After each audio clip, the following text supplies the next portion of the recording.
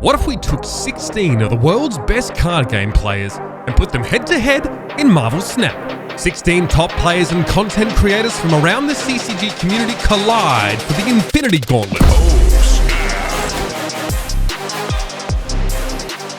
Hello everybody and welcome to the Infinity Gauntlet presented by 983 Media. I'm Eilidh Lonie alongside Nathan Admirable Zamora, and we have assembled the CCG Avengers from every card game you could possibly think of, probably 16 of the world's best players, to take part in a Snap Invitational. Nathan, tell us what's in store for our viewers. Yeah, I can't wait to see this event, honestly. It brings me memories of the early Hearthstone days where a lot of the tournaments were just kind of cobbled together and we had no idea what we were doing. We know what we're doing now, and so that's why we're able to assemble an invitational with a lot of players through a lot of titles, including players who are making their names in Marvel Snap right now. And it's just such a lovely thing to see. It's rare, I think, that a card game shows up and really holds that integrity throughout, but Marvel Snap's a game that you can sit down and play for a while, or you can play it on your phone while you're waiting for a bus to show up or something like that. It's very easy to pick up and put down and pick up again later. And that's something that I love about it. So coming into this one, we have a double elimination tournament that's taking place. And with that, players are bringing two decks with them. They're bringing a main deck and they're bringing a secondary deck. You're going to be playing your main deck throughout the winner's bracket. And when you get dropped down to the loser side, you now swap over to your second deck. Throughout the entire first round, we're having closed deck lists. You do not know what your opponent's playing until you've seen parts of it, and then you can piece together the puzzle from there. But until that first round is over, no one's decks are revealed. After that, it's an open deck list format, so you can see what you're up against and then make your choices accordingly with that. And with that, there's also a $3,000 prize pool, which I will meticulously pour over right now, with first place being $862.50, and then even down to the bottom, if you're in the 8th through 16th and you went loss, you're still taking home $62.50 for this one. I love to see prize pools that extend that way in invitationals. It's nice to have everyone take home a little bit of something for the top. Yeah, it's awesome indeed. So, that's $60, even if you did unfortunately go 0-2. You can go buy the new season pass, which has just started, by the way. Hey. Aha, look at us. We're promoting for Snap. Anyway, I'm looking forward to the games. I can't wait to see this first one. We have an absolute cracker of a match. It's going to be fantastic. It is Frodan versus Brian Kibler. So without further ado, I just can't wait to see this get underway, because something that I find actually interesting and simultaneously infuriating about Marvel Snap is the way the card distribution works. You can't always just play whatever you want until you have a full collection. So players will come into this and sometimes they'll have to scrap some tools together and put together what they have available to them. Very much that play the hand you're dealt kind of style. Yeah, that's going to be the tactic for a few players. I think you mentioned Frodan was hoping just to change his deck every single game, right? Looking for that weird world. Yeah, I sat down with Frodan and I was able to talk with him about this. And he said that one of his strategies was literally to hope for Weird World to come up as one of the locations because, quote, my decks are just worse than my opponents. So I don't actually think it's that bad of a strategy, but it feels like he put together some pretty strong stuff for this one. It doesn't feel like that he was just goofing around. It felt like he got a little bit sweaty for this one and tried to put together some decks that can actually hold their weight when they're put matchup to matchup. All right, well, before we jump in to take a look at the decks quickly, we just want to wish Uber and his family all the best. He unfortunately had to drop out for today, but maybe back at a later stage. Welcomed his second baby, so all our best to him and his family. But yeah, let's take a look at our deck lists here. We have a ramp strategy from one of our players, as well as a good old Thanos deck. Now, Thanos is the big bad, Nathan. Talk to us a bit about what these decks are trying to do before we jump into the match. Definitely the big bad coming into this one, but it's just so strong and it has such overwhelming effects at times that I think if you have Thanos, it's difficult to justify not bringing this if your goal is to actually win a tournament. So with Thanos, he's going to shuffle in those Infinity Stones at the start, and what the deck is really trying to do is utilize Lockjaw to take advantage of that to the heaviest degree possible. You're trying to shuffle those stones back in and get cards like the Infinite from your deck, just 20 power immediately. You have She-Hulk in the deck so that you have some wild, crazy swing turns that can take place. Devil Dinosaur and Leech have been included in here. Leech, of course, a card that can completely shut off your opponent's strategy going into that 6th and final turn, or 7th if a player happens to be running Magic in their deck. It's just got a lot of crazy power swings that are difficult to overcome because it also has counter effects to it as well. Using armor to try to stop your opponent from utilizing Shang-Chi, while at the same time you are using Shang-Chi in your deck to try to obliterate some of your opponent's big plays. From Frodan's side, the ramp strategy is mostly referring to the idea that you have overwhelming locations take place, and then you win by the skin of your teeth in one of the other ones. It's trying to use cards like Sunspot to put together a lot of energy on the board, and then using cards like Magneto or Vision or Arrow at the end to have big location swap options and outguess your opponent or just completely trap them at the end of the game. So I think a pretty strong strategy that that Frodan has put together here, and can definitely have some effects versus Brian Kibler's Thanos deck in this spot, but I will say that I really think Thanos has the advantage in this one. There's not too much going on from the Ramper side that's really trying to counteract that. Alrighty, on that note, let's jump in to the first of our Infinity Gauntlet matchups. Frodan versus Kibler.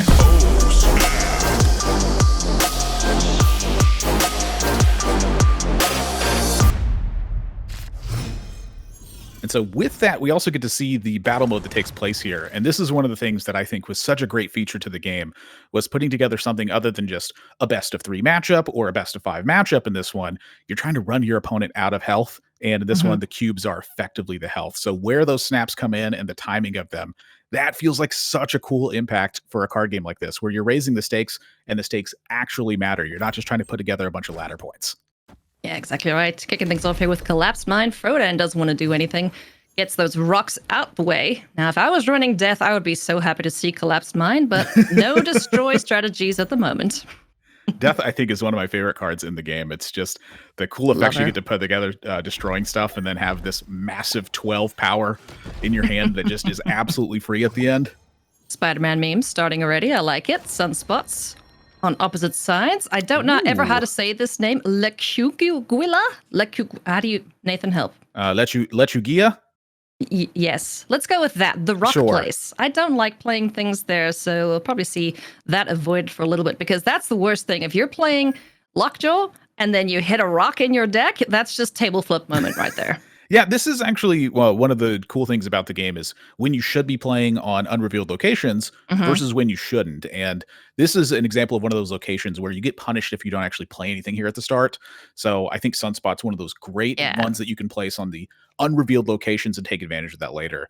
Kibler, though, without having Lockjaw in the hand, he is heavily considered playing the armor on the right side of this. So he's going to go for the left here. Time Stone gets flipped up. That's such a big one to have. An Electro from Frodan's side. So two very different types of effects that are coming into place here. Frodan's going to be trying to take advantage of extra energy.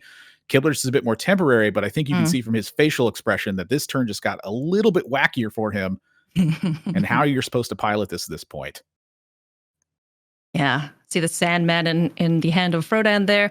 That's definitely going to stop whatever multiplay that Kibler would like to try, because with this deck, it has these big hitters. But, for example, if he was to take a turn off, She-Hulk is free, almost, plus whatever else he could possibly play. So, let's see where Sandman, with the buff that Sandman took, going to 5 energy, but also going to 5 power on that card, that's a massive difference to that one that can really hurt some of these strategies that are trying to just chain down a bunch of strong plays in a row. So Frodan, I think, anticipates that there's going to be big plays on the armor side, goes for Sandman in this spot, and that's really unimpactful for Kibler to have in hand with a Sandman. Like, there's already Sandman in play, and this is only 5 power. You really want to use your turn on that one. So for Frodan here, I feel like that the advantage is very much on Kibler's side right now, but it's hard to tell exactly what. And so from Frodan's perspective, he's never going to be able to see Kibler's hand in this spot. He's going to have some good guesses at times, but it feels to me like he's losing by quite a bit at the moment. Maybe Dr. Doom can overcome some of that, but that left lane, all things considered, that is pretty much just Kibler's lane at this point. Oh, yeah. Devil Dinosaur, one of the best things you can be doing with the hand fill strategy. That Mind Stone can draw another 2 stones. You won't be able to play them in the final turn, but both of them, I should say. So tricky pickle here for Kibler, but as you mentioned, he is looking to be in the lead at this point. Yeah. I mean, Frodan's, I think, main strategy with a hand like this is Dr. Doom into Odin. And if the left location is just pretty much locked up on Kibler's end, I'm not really sure you're getting past it at the moment. So Kibler's going to skip the turn. That's all invested in a Sunspot.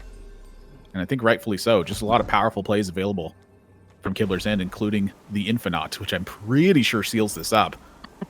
I'm a little bit surprised after the snap that we didn't see a retreat there. Like, having that left location so much on Kibler's side, I just feel like maybe this was a pretty easy retreat to start things off. But I know that Frodan is not a coward by any means. He's going for the Odin. Odin on the Dr. Doom. Is he gonna lock it in? He sure is. Infinite Odin. Unfortunately, Infinite's gonna take him down, and that's 4 points of damage. Is that what we call it in this? 4 points? I'm not entirely sure of the terminology yet. Well, I think we get to create the terminology as okay, part of that. Okay, let's do it. All right, so 4 bops taken. 4 bops. Okay, yep. We'll go with bops this match. Sure, we could change it up as we go. How's that? Yeah, and so the way the match is going to work is they're going to be playing the same deck until one of the players has been defeated in this one. At which point you can drop down to a lower bracket at that point, where players have a second deck reserved that they will be playing from that point. Galaxy Stone going to change Kiln into Titans, so 6 cost cards. 1 less, that's quite nice. Thanos and the Infinite in hand there for Kibler. On the other side of things, Sunspot drawn as a play for turn. Armor from Kibler is going to be the play. Yeah, Starlight Citadel going to be swapping the locations here, so playing on the unrevealed location. Really no benefits or downsides to this. It just is what it is at the moment. So not like too many slam dunk plays from other side right now. I think Kibler's hand is actually at quite a disadvantage because he's just drawn so many of his big, powerful effects that we're not seeing Lockjaw in either of the openings so far here. So for Kibler to get such a big win in the first game of this match, I feel like is a pretty major detriment to what Frodan's trying to do here. So I think it is a little bit tough here for Frodan to navigate as well. The hand is just stacked with 5s. Yeah. The Titan reducing the cost of that kind of wipes out some of the power that Electro can bring. Yeah, that's tough. Ebony Maw in hand is a potential 14 power on Shuri's Lab, but with Soulstone there, won't entirely be the case. Pretty tough. It's spots like this that I think are so fascinating about the game, because I think that the edge in Marvel Snap is over time. And it's not like game to game. I think the game to game edge is actually quite small, but just over a great distance of games, you can really see that difference. So I think that playing Ebony here and getting that double power while there's an armor in play, it's certainly very beneficial. But again, the edge is so small. It's like, game to game and moment to moment. It's when those small differences have the major impacts that is really going to change the scope of things. And so it's something that I just find very interesting, is both players really not having fantastic draws in these first 2 games. And so you're seeing some pretty unreasonable outcomes, I think, start to come into effect. Like, how often do you see, a turn effectively skipped into a She-Hulk like right away? Like, this is like an end game style of card. It's very rare that you're going to see She-Hulk confidently played for 20 additional power in the middle of the game. Yeah, so the right location all but locked up now with Ebony Maw, not allowing Frodan to add anything onto that side of the board. Potentially could see, is it turn 5? Yeah, turn 5. Dr. Doom into Odin again, but I don't know if that's going to be enough. I think Frodan's going for Vision here because the Shuri's Lab shifts place. So he gets 14 movable power on the board here, while Kibler's going to go for Leech in this one and try to lock off all the effects. So I don't think that the Leech is actually a huge impact to Frodan's hand here. So this might be a reasonable style of win condition here. It's just, again, the Vision here is so threatening from Kibler's perspective. You get to see his facial reaction to it too as well, where he's like, oh, okay. Not necessarily what you expect to see. And so this kind of boils down to a bit of a guessing game here. Frodan can move the Vision over to the right lane. Yeah, and not knowing where it's going to go. And now it's a fun game of, where are you going to put that? For Kibler, you can see he's thinking about it. He's like, okay, what do I do? Can I kill this? We see the Shang-Chi in hand, able to do that. Otherwise, America Chavez, it's not the most exciting play. There is the Thanos. Could just dunk that and hope for the best. It really does feel like kind of a 50-50 outcome here, except for the fact that Kibler has initiative in this one. So for Frodan, he can move the Vision over. He locks up the right lane because of that. And then how do you actually make your play afterwards? Like, what's the best bet that you have to prevent something from Kibler's side happening? Like, Kibler does not have access to Shang-Chi in this situation because it's almost impossible for Vision to not be moved. So, so which lane do you go for at that spot? All right. Vision hopping over to Titan. Thanos Yep. on Starlight Citadel. All right, so getting a little bit of a tie-up here. Good Love stuff. to see that. Yeah, clap, clap. Good job, Frodan. And this is You kind of what I meant survived. too. It's like the edge in the game feels like it can be small, and at times it definitely is going to be. The edge that you find in the game is gonna be over a long duration of it, because from game to game and moment to moment, I think the edge is very tight across the board, even if one player is just blundering and the other player is making fantastic plays, over and over again, and considering all the options. Oh, I love Bar Sinister. This is one of my favorite locations. Ooh, fills up the location immediately. I'm going to be honest, as tempted as I am to play Ebony Maw in this spot right now, I feel like that could be a bad thing. Your opponent needs to place 8 power there at some point Oh to yeah, that's completely pretty overwhelm it. easy. That's pretty easy considering what Kibler's rocking, but I mean, how much better does Ebony Maw get? He's just 7 power anywhere else. It is a true story. I think the only difference really to consider is that you have Vision and you have Magneto. Yeah. So is Magneto going to be a better play here? Do you want to just lock up a bunch of energy from your opponent's side? Ebony Maw in this situation, it just feels like a big tempo play. At some point, Kibler's going to have to commit 8 or more power to this location if he wants to win. Card moves Tower. here, destroy it. Ooh, yeah, let's get some arrow action on that location. Oh, I absolutely no. love that. Oh, why would Magneto you check for even. that one? I hate arrows so much. I like destroying things, okay? That's why I get excited about Bar Sinister, because if I play my Venom there, I get to play more things there. It makes me very happy, you see. Okay, I can get on board with the enjoying destroying something. Oh, armor, you spoil sport. Coward. Yep, that's no fun. And then Shadowland. I'm going to lock up a spot there. Not too big of a difference from, I think, either player at this point. The big one to consider here is that Kibler has Lockjaw in this game. I'm actually kind of surprised that with Lockjaw in hand that Kibler didn't snap on this one. It feels like a pretty big advantage. Well, that's the other side of the game, right? A lot of people who want to play this like, oh, cool card games, but it's kind of poker-esque in that regard. It's like, yeah, I think I'll get a good hand. I'm going to bet. Oh, yeah. So when is the best time to snap? That is the big question. Yeah, honestly, I think a lot of that is metagame as well, like planning out what types of your draws you think have a major advantage, and then figuring that out ahead of time. If you're just snapping in the moment, that is very much intuitive, but that is a way that I would expect Brian Kibler to play, just having known him for such a long time and seeing just how much he's competed and the way that his style works. He does feel like a player that's going to play more intuitively and more in the moment. Yeah. He feels more like a player that's going to snap back rather than necessarily open with a snap itself. And Frodan definitely, to me, feels like a player who will forget about the snapping at times, but when he realizes it, it's just so much more obvious to him, like, oh, I definitely should snap here, or I definitely should have snapped, or so on and so forth. Yeah. To that one. But I know that Frodan just absolutely seemingly hates retreating in almost every single time I've played the game with him. So we'll see if that actually comes into effect or not. Kibler considering moving the Thanos here.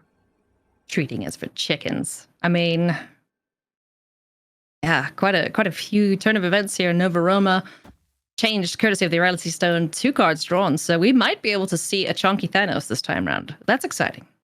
We've seen the dog. We're going to see a big Thanos, perhaps. Ooh, Devil Dinosaur. That's an easy fill for Bar Sinister. Yeah, it's kind of a tough one for Brian Kibler here, and this is, I think, going to have some impact to the way this game ends up playing out. Lockjaw obviously is a very powerful card, but Kibler's had to commit 5 energy to this, and Sandman is on board, so he only has 1 play next turn. Yeah. And Infinite's off the table, so She-Hulk or bust. Or America Chavez. But Lockjaw is in the center location, so if you want to try to fight for that one, yeah, you have to consider the Lockjaw's going to work. Yep. And so RNG is She-Hulk favor him. enough on the right to get the job done? That's the question from Brian Kibler's side. I think I could lock it up there as a tie. But then it comes down to Bar Sinister, and Kibler is winning there overwhelmingly. And that's what Frodan's considering right now is this enough? Goes for the arrow. Misses on the arrow as well. Was trying to anticipate something there. It didn't work out. So Frodan taking another pretty hefty loss in this one. We've seen a lot of 4 cube games so far. I'm sorry. That's 8 bops now. 8 bops now, yeah. That Frodan's taken. Plenty bops to go. So only 2 more bops, and then yep. The match is locked up. Our stone here to kick things off. Sakar is going to discard a card. Oh, no, excuse me. Sakar is going to put a card onto the board. It's kind of like discarding sometimes, though. Yeah, a little bit. When you Like when don't this get to puts, use like- something how you want it. Yeah, like when it sticks Carnage into play or something, and you're Oh, like, I hate that. "Ah!" Yep. Oh, So and Odin gets pulled away. Another stone from Kibler's side. Or that happens. Yeah, I feel your Oh, pain, boy. Frodan. Oh boy. So this is a weird turn now, Ooh, nice. where Kibler has access to Leech. This is Oh, pretty he's early gonna. on as well. Yeah, I don't Oh, blame him yeah. for that one. Frodan has access to a very early Sandman as well. I'm curious how much this actually impacts things because Kibler's hand is pretty lumpy at this point. So I'm not sure that Sandman really impacts us too much. You know, like most of the cards are already out of Kibler's hand. That's a descriptor I never thought I'd hear. Lumpy. A lumpy hand. I mean, what does he do with it? But Yeah, this I is don't why know. the Sandman could be a big deal here there now. we Is go. you know, Soul Stones get added to hand here. Mm-hmm. Kibler's got Lockjaw, one well- play a turn. This is really tough, honestly.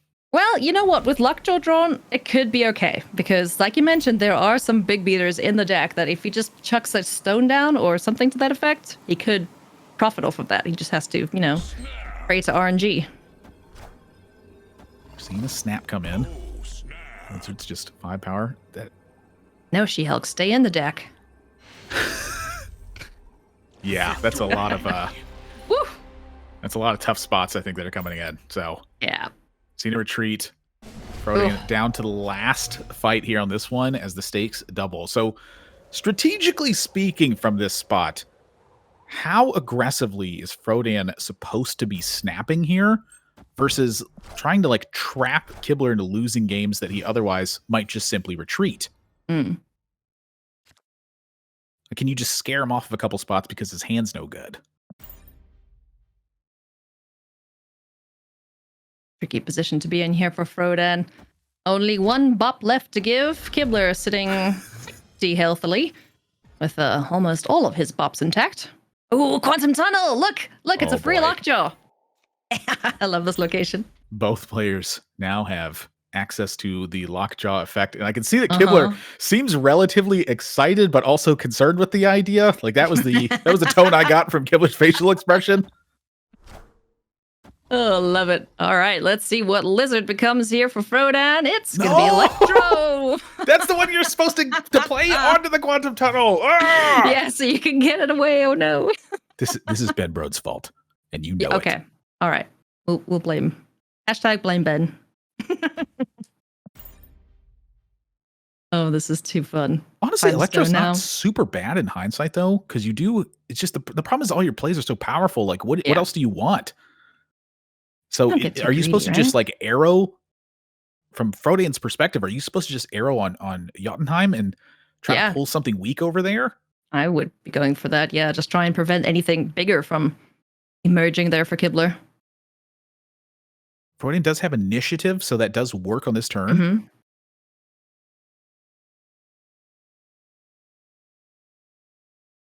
Big thanks here. Timer is running out, but he's going to go for it. Arrow on Jotunheim pulls the stone over. Mild amount of anticipation, it seemed, from Kibler on that one. Leech gets drawn, but I feel like this might be too late.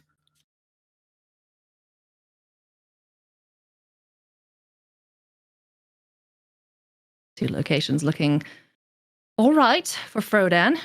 Any Frodan fans out there, I'm going to be hoping for some powerful plays. Oh, goodness. I will say that Electro into Arrow into Mm-hmm. Odin does feel pretty wacky. Like, that does seem pretty powerful. And he has initiative again, so he can pull Leech back over to the side. Yeah. Having practiced quite a bit with Dan, he does seem to enjoy decks that really fight for initiative pretty aggressively and try to take advantage of that. So I think he's taking advantage of this quite well. And Kibler, you Nice. see the Uh-huh. okay, a second arrow. You know, what's worse than one arrow? The answer is 2 arrows. Unless it's the chocolate bar, then you can't go wrong with that. I'm just saying.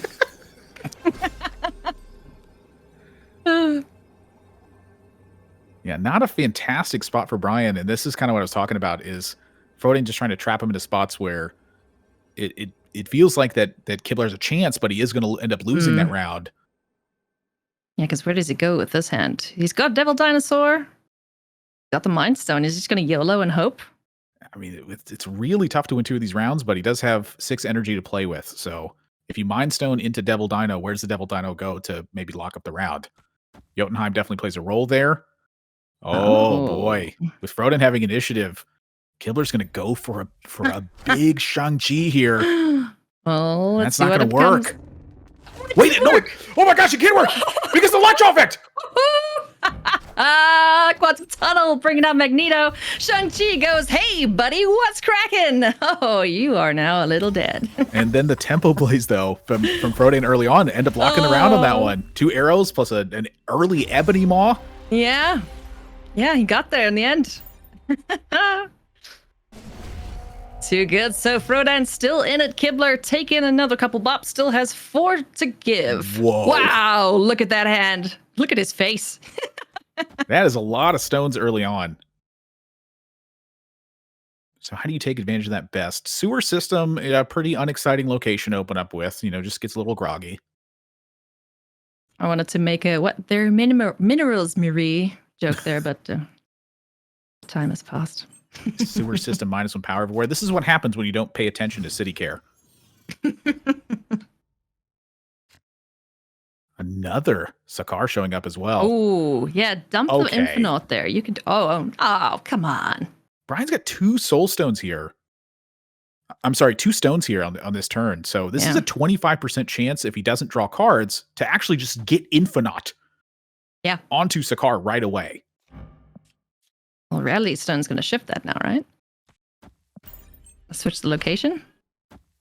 Okay, so he's just going to pull away from that idea. Oh no, bridge. That is a Actually, massive that works punish. Real well. Bye-bye, stones. Goodbye. Yeah, look at Frodan. Yeah. It's like, do you mind? I was using that. Jeez. Talk about some 1-drops. And it's absolutely chock-a-block there for Kibler. It's the first time we've seen the Quinjet drawn from Kibler's side as well. You do have a lot of extra stones in the deck, so you're kind of sacrificing mild amount of consistency for raw power.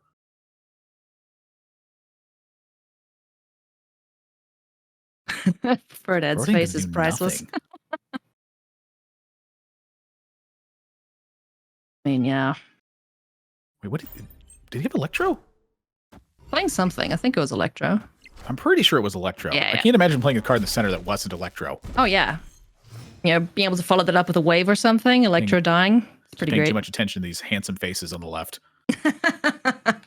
I just love the expressions. It's always great being able to see the players' faces.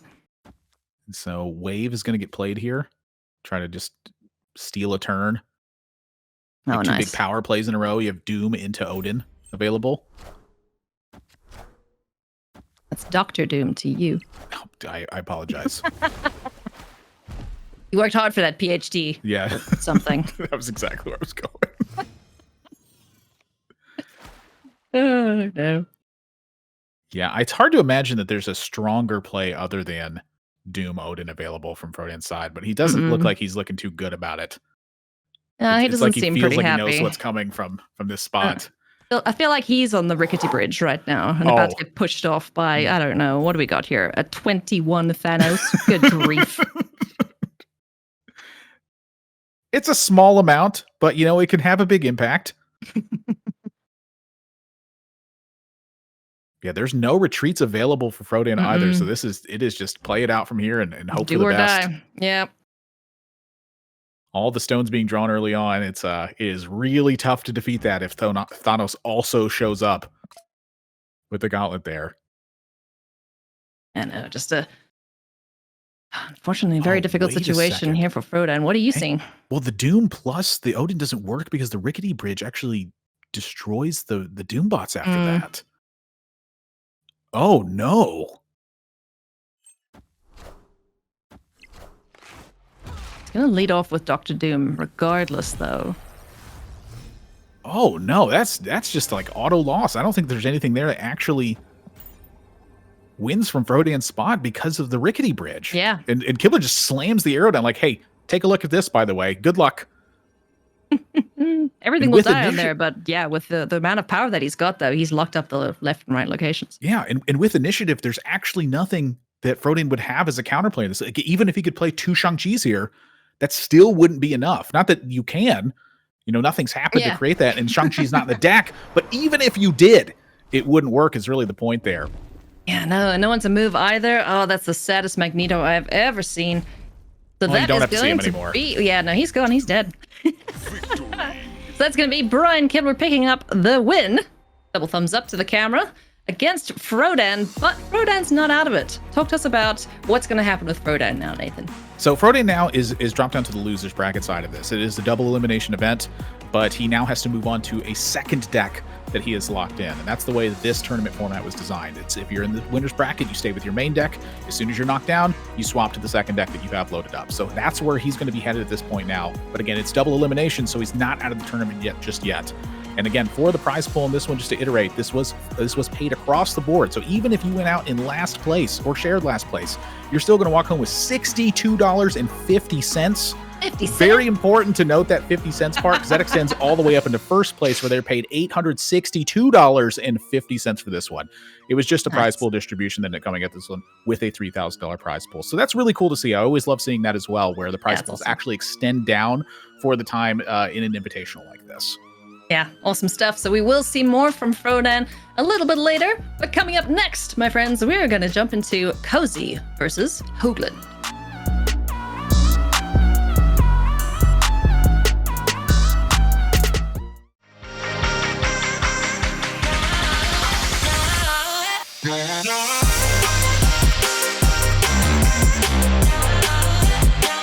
Hey everybody, what's up? We've got more action from the winners bracket here at the Infinity Gauntlet. I'm Maria Bartholdi, joined by Nathan, that's Admirable, Zamora here, and we've got Cozy versus Jeff Hoogland this round with some really cool decks, Nathan. Yeah, Maria, it's been quite a while. I think it was DreamHack in like 2019. There's something that happened globally that kind of shut all that off.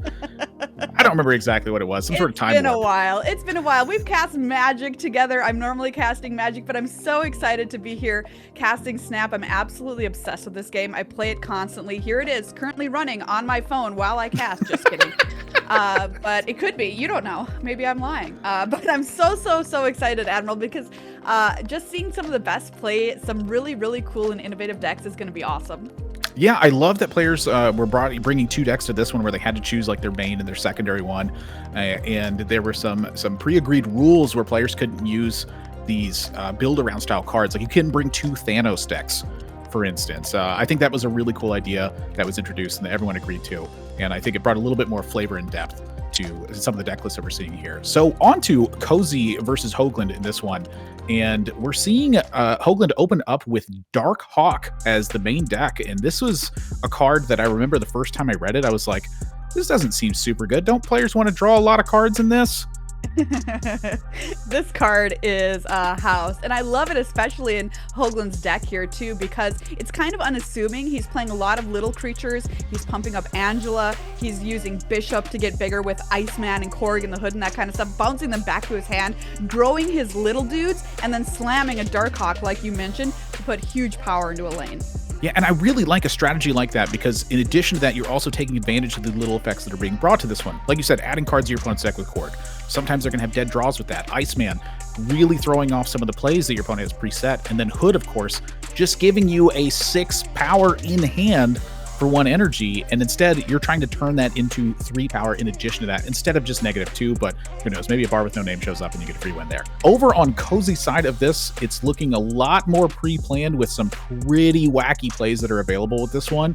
2 of the big ones that I am looking at are going to be Kang, which Kang I think is just an unbelievably powerful card at times, with some really crazy like, well, does this even matter style of moments to it. But at the end of the day, there's, outside of like Cosmo taking place, there's really few things that actually punish Kang. And it looks like they are really trying to take advantage of locations in this one, using Cosmo to shut off some of your opponent's effects, Professor X to try to get free wins on lockdown situations. And then, of course, the card that I hate the most in the game, Arrow, which completely ruins every single strategy that I've ever had planned out. I love this deck from Cozy. They called it head games, and it totally is head games, right? Because you've got Kang, like you mentioned, because you've got Daredevil, you're gonna know what your opponent is doing, and then you mess with them by playing Kang, by playing Professor X exactly where they don't want you to, by playing Arrow and moving their stuff around, by playing Shang-Chi and killing their big creatures. Cozy's looking to get into Jeff Hoogland's head. I'm gonna see if he can do it this game.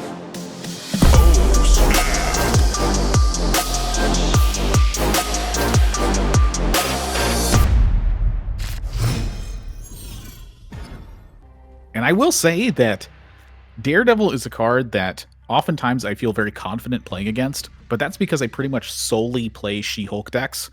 And so I skip turn 5 so often that I just don't end up caring about the card. That's how you get around it, baby. Just play big stuff.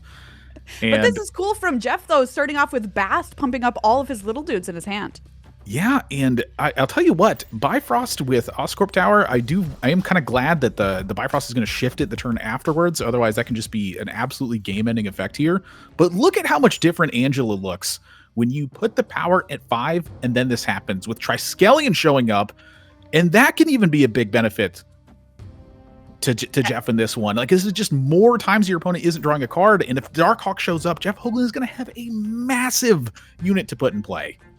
Yeah, I love this. Dumping Angela and then the rest of your hand, Black Widow and the Hood, into this lane, and then hopefully being able to find a card that gets to buy them back into your hand to mess with Cozy's hand even more and pump up Angela even bigger. Look, she's already at 7 power.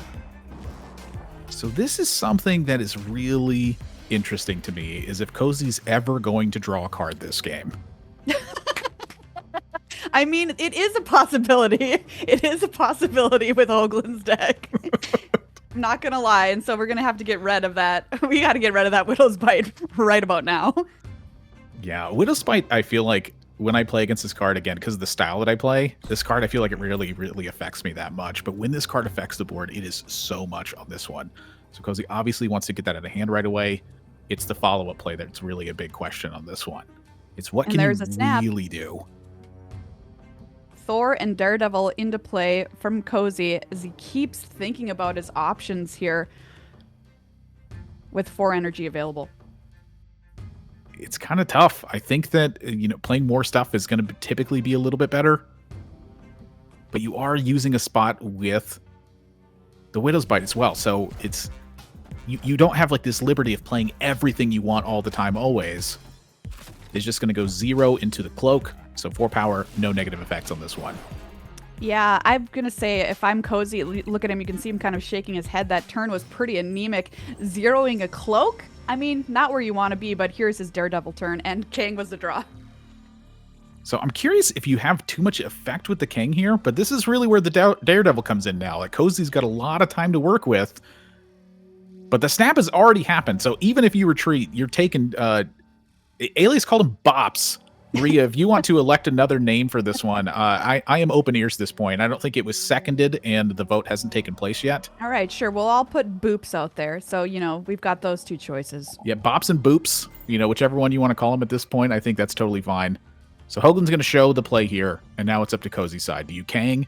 Do you try to take advantage? Is this a winnable scenario? I mean, even with cards like Arrow in Cozy's hand, it kind of sort of doesn't matter. Right? Because Hoogland's already got so much power on the board and playing out so many cards to each lane that it just doesn't like utilize Arrow to the best of her abilities. Yeah, either way, your opponent's just getting a lot more stuff in play. Like, you still have to overcome all of this. Jeff's got initiative as well, so the Angela even sometimes activates if this arrow isn't placed in the exact spot you want. And there goes Wolfsbane too. So even if Arrow's going to pull it over, you're like, all right, already got value. Center lane's locked. Right lane is looking very favorable. Ooh, snap back! This is for 8 cubes, baby! You love to see it in game number 1. Goodness gracious. And Kang is the play from Cozy's side.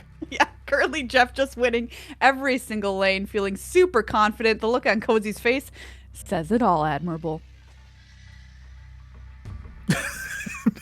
It's saying a lot. I mean, I don't know if you could say all in this short of amount of a time, but it's really giving you the feeling here. Yeah, it is. I mean, put that in under the in the dictionary under shouldn't have snapped. It's that face. And there's an America Chavez. There's Kang. So we're gonna turn back time, just like Cher told us about. Yeah, but so it doesn't matter. Kang does not care what happened. Everything gets reversed. It's just that Kang isn't there. There go the clocks. America Chavez back to hand. No more Kang. There's Shang-Chi. Cozy thinking about it. But Jeff's just like, well, I'll just play it again. Like, what are you going to do? Yeah, Cozy's going to go for the retreat here, but that's kind of, again, the Kang bluff that can take place is it reverses everything. I have tried so many different things to try to break Kang, like weird magic turns where you're like changing the location of Limbo with Kang being played at all different times, all different sorts of initiative. Kang does not care if the effect goes off. It's the start of the turn again. So that is Cozy taking 2 cube loss there in game number 1 versus Jeff Hoogland, who's going to kick things off here in game 2 with a hood into Sakaar. Mysterio is well available. Wow, Jeff's got a lot of crazy looking plays at his leisure right now. Mysterio. It's so good. Mysterio's so good with Bishop, right? He doesn't have that in hand now, but it's just sick when it comes together. I mean, Mysterio's also it's 4 power for 2 energy. It's just an efficient card. And look at a scenario like this one, for instance, where Daredevil comes down, Mysterio comes down. That's going to get destroyed. Doesn't matter. Yep, it's 0 power, so you get Absolutely. +2 energy. Sure, you have to take up a slot in the middle. But my gosh, look at the difference here. I feel like Cozy is in a really tough spot. The Cosmo gets placed on Sakaar as well. So now there's not a Shang-Chi counter to Darkhawk either. That was a sick turn for Jeff Hoogland. Darkhawk coming out there with 12 power. Cosmo says, nice Shang-Chi, buddy. Now, I will say that Monster Island showing up does still boast a similar style of advantage that Cozy was looking for. Now the Shang-Chi's back online. So a pretty weird looking couple of turns here. And we can see how it plays out right now. Jeff's spot, it looks like it's strong, but honestly, I feel like this Altar of Death might be hurting a bit and influencing quite a bit of how this game's going to play out. Yeah, Jeff's just got access to so many small little creatures that he's happy to throw away into the altar to get himself more energy. Look at this. Got 6 available here on turn 4. Seems pretty good. It is definitely good, but Cozy's looking at Mr. Fantastic. Dr. Doom is in hand to access Altar of Death in 2 different ways right now. This feels like it's pretty tough from Jeff's side. Jeff's going to put down a demon into Sakaar, it looks like. A little bit earlier, we also saw a starry eye emoji on Darkhawk from Cozy, which, you know, that's just good gameplay. That's just good sportsmanship right there. You got to call it out. If your opponent has some sweet foils, you got to give them the thumbs up. I mean, look, my title on Snap is foils only, so you know where I'm at. I'm with you there. I just want to add the traditional frame to that as well. I'm very much an old foil kind of guy. I'm just getting old at this point, to be quite frank with you. But yeah, I think Cozy is it looked like it was kind of grim at the start of this, but just its access to Altar of Death is really what's creating that advantage here right now. Cozy needs to win one other lane with then access to Altar of Death. Jeff just does not have any right now without a random effect showing up. Yeah, there's Mr. Fantastic giving Altar of Death that 2 power. And here's the Daredevil turn for Cozy. Looks like Professor X is being considered. I mean, there's so much I think that Cozy has options to right now. So it is a guessing game from their side of like, how on earth do I lose this given the situation? I think that's what's going through Cozy's head. Right, absolutely, because he has the ability to put cards into Altar of Death to win it, but Jeff doesn't have that luxury. Those cards going in there are just giving him mana advantage and any incidental advantage like Iceman or Korg, for example, but he's only got 2 spots open on Sakaar and Monster Island. So sometimes when you're running a deck like Jeff is with a bunch of little creatures, that's where you can find yourself in some trouble potentially, is if you've locked yourself out of locations and you just have nowhere to play your cards. Yeah, it's all the inhibiting factors that can come into play from some of these locations. So it's just extra energy, Here you go for some stuff. And this is where Professor X, I think, is quite a unique card. You notice that Professor X's ongoing is that nothing can be added or taken away from the location. So he just sits in Altar of Death and everything's fine. Yeah, and this is the duo of the century, Daredevil and Professor X. Who saw it coming? People magazine said they were couple of the year, and I tend to agree. So cute. And there's the Shang-Chi is not getting played, it looked like. Kang is taking a There's look. Kang. Yep, got to take a look. Find out that Jeff put a demon in America Chavez into play. It's quite an interesting spot there. If Cozy had just gone for the Shang-Chi in that spot, it's just locked up on that right location as well. Yeah, but look at all this perfect information that he has, basically, because Jeff doesn't have a lot of choices, right? Well, the consideration is what if Jeff reverses the play order now? Yeah, Like what if he puts that's America true. Chavez in middle and then Demon in right side? So Demon in right side would be 10 power post Shang-Chi plus the Mysterio. So that's Yeah, and he's gonna 14 power on switch that it. location. That's I don't know if Cozy can win this game now that Jeff has realized this. Yeah, because if you Shang over on Monster Island, you're going to take out the monster, but that's it. And you can't do it in the middle. Oh my. That was a really interesting heads-up play from Jeff, potentially, if he knew that, if he was thinking about Kang coming into play. I think Cozy's kind of realizing it too. Like, wait a second, if he reverses that, there's no way to beat it. Yeah, we've got 4 cubes on the line here, too. All right, let's see what the Oh! decision was. You see the reaction too. Well done. That's the clap right there. Like you said, heads up play. The differences in the game oftentimes are not relevant. It's when they are that they're so massively impactful. And I think that's part of the charm that really comes into Marvel Snap, is that it's just wild, wacky outcomes sometimes from things that you see every single game that you play. Yeah, I love it. No 2 games are the same ever in Marvel Snap, thanks to the location mechanic. It's one of my favorite things about the game. Cozy taking a massive hit there. Jeff Hoogland has yet to lose a single boop of life. Yeah. Or Bop for that matter. Indeed. We'll figure it out as we go along with it. Gosh, Bast into Angela is so powerful. I don't think I quite grasped how powerful this was. Oh, yeah. Until I'm actually seeing it now. I think it's because I don't have to do all the thinking behind this now. I just see it and I'm like, oh my gosh, that's so strong. I love Jeff's deck. I was playing it before we got in today, and it's just so much fun. You get to play out so many cards. Well, Bishop as well. So lots Yeah, of and just here we get to additional stuff. Yeah, we get to see Bishop as well as Angela, and really the powerhouse behind this deck. These 2 cards are the engine of it. It's like Mysterio's going to just really buff up the Bishop. And the cool part is if you Bast with Mysterio in hand, even your illusions get to be 3 power. Wow. It's just a lot going on. So Plunder Castle, a very inhibitive mechanic that's coming in. So I'm curious how they end up fighting against this one for Cozy. Lucky to find the Lizard, I think they're early on. That is, I think, very likely to be a game changer in this one. Yeah, that was a lucky pull for him there. We got another snap on the line, though. Yeah. No games not snapped in this match. You love to see it. I mean, it's called Marvel Snap. It's called Marvel Snap, baby. It's not Marvel Sit There. It is when I play. I'm terrified. Oh, I just forget about it all the time. I'm like, oh, look at all the colors and then at the end, I'm like, oh my gosh, I have to win 4 games with Snap to complete this mission.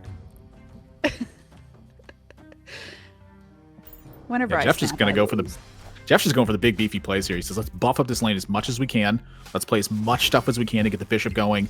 It looks to me like Jeff is conceding the right lane, and I think rightfully so. And just says, all right, let's buff up the stuff. This is great because you've got all that stuff in Fist Tower, and then you play Beast. You bump it back to your hand, but Angela, of course, keeps her power at 7 in your hand after being bounced by Beast, and everything's cheaper now, too. Love this deck. Reasonable plays. Totally reasonable. And here's Mysterio and Angela for Hoogland, and Cozy's trying to figure out what to do here. We have Thor in play, and we did draw Mjolnir, so there's something. All cards must be played on Avengers Compound. I think definitely hurts Jeff this turn. He doesn't get to have Black Widow online to shut down a final draw. He doesn't get to scatter out the Angela, perhaps in a different fashion. Like, both of the engine style cards are being stacked on the middle lane. And so that could definitely be a detriment to this game. Yeah, that is a good point. Normally, you want to split up your Angela and Bishop to have your power going to 2 separate lanes. Keep in mind that Jeff's last draw is going to be America Chavez, too, so he could put that in Plunder Castle, but it's just 9 points. Cosmo going to shut down the Mysterio as well. Not a huge deal. The final turn here now. This feels like a big deal. 4 cubes on the line. Could be life or death for Cozy. These costing 0 can be such a big deal as well. Like, you get to slam the Chavez, plus you get to add 6 power to the other side. Oh, but what if he just stacked the left instead? Yeah, I like it. Yeah, I'm totally on board with this too. I think that conceding the right side is a good thing to do. Cozy's already got 7 power there, so why contest that one when you're tied on the left lane instead? Like, you don't need to win both. You just need to win 2. Cozy's really considering the plays here. Put out cards, took them all back. Really thinking through his turn. Cozy certainly has felt like they're in some pretty tough spots a lot of time. Like, the draws haven't been ideal, I would say. And not a lot of advantage from some of the locations. Just kind of coasting along right now. I don't think we've really seen how powerful Cozy's deck can be so far. And in the last game, that potential showed up, but Kang kind of reversed the order and let Jeff go back and rethink the turn and go, well, wait a second here. If I just play Demon here instead, I don't just die. There's a big advantage. And so, yeah, Cozy gonna draw it back and say, there's no way I'm getting this one. Jeff Hoogland needs to be bopped or booped 10 times still. Unbelievable. He is schooling Cozy here in this matchup. Cozy, last chance here, who's got to just win out against Jeff Hoogland the rest of this match. All right, so I think that Cozy's draw here is a little bit better right now. The Daredevil plus the Cosmo plus the Professor X. I really feel like this is like the centerpiece of the deck, and then the power plays around it with Arrow, with Doctor Doom, with She-Hulk. Another snap and a thumbs up from Cozy, like, yeah, why not? Let's go. Fast turn 1 again from Hoogland. Must be nice.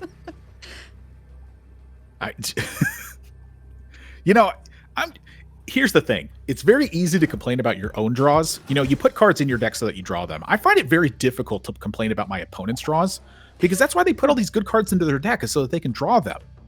Mad face. Like, I'm not putting cards in my deck so I don't draw them. I'm just saying. Absolutely. Here's Luke's bar with Black Widow. Goes back to your hand. You're never drawing another card, my friend. Do you like drawing cards? Guess what? You're not going to do it. This does feel like a lot of the callback to game 1, where I was curious if Cozy was ever going to draw a card. Yeah. Brutal. Brutal when you have these on-reveal effects, repeatable, and your cards are so cheap. Cozy's going to fully load up the right lane. That does shut down the Korg effect, but not the Black Widow. If you played Cosmo in the middle lane, it still doesn't shut off the Black Widow because the Cosmo goes back to hand. Oh, Cosmo also played into Isle of Silence. My gosh. Somebody stop this madness. I shouldn't be laughing, but it's just so painful. Sometimes you have to laugh. I think you absolutely should be laughing at it personally. This is absolutely ridiculous blowout style wins that Hoogland's putting together here. And I think that this deck is really demonstrating its power, just how strong synergy effects alone can really be. And Cozy here with the Killmonger, which you would think would be excellent against Jeff's kind of deck, but it's just doesn't feel like it's even good enough. You saw him shake his head. Let's go for one more Black Widow, just to make sure. Here we go, turn number 5. Everyone into the compound, including Darkhawk, which Daredevil is going to see that along with Black Widow to see if Cozy has any good options here. Just kind of rolling his eyes. Yep, it's just Black Widow. Just the Widow's bite one more time, and then hoping for the best. Yeah, left lane's looking pretty locked down. No use putting Professor X in there if you're gonna lose it. Lock it down to lose it. I heard you didn't like drawing cards, so we didn't let you draw cards while you weren't drawing cards. So that way you wouldn't draw any cards. Rude. Hashtag rude. Here's our final turn. Dr. Doom's boasting some power here, though. And honestly, I think is this possibly enough? So Angela hits. Mysterio's come down. Like you said, the Mysterio's boosted just 3 naturally because of the Bast. So I think that this wins this lane. There's Dr. Doom. 5 in the middle, 5 on the right. It's not enough. That is game, set, match. Going to Jeff Hoogland over Cozy. My goodness. Just what an absolute... bloodbath. It was just like a prison cell the entire time, where Jeff's deck just purely running on raw synergy and the raw power that Darkhawk provides. When this deck is able to hit its curve, what can you do at that point? You're just going to need more power from your own cards at that point, and very much like you said, Head Games was the name of the deck from Cozy. When you don't get any of your synergy from your deck, it is really tough to put together a win with Daredevil. Yeah, if you're trying to play head games, but you are getting head games played on you, sometimes it doesn't work out. So Jeff Hoogland's going to take that one down. It's going to continue on through the winner's bracket. Cozy's not out, though. This is a double elimination tournament. Going to fall down into the loser's bracket, where he will switch to a different deck, and maybe he's happy about that. More action here from the Infinity Gauntlet coming up.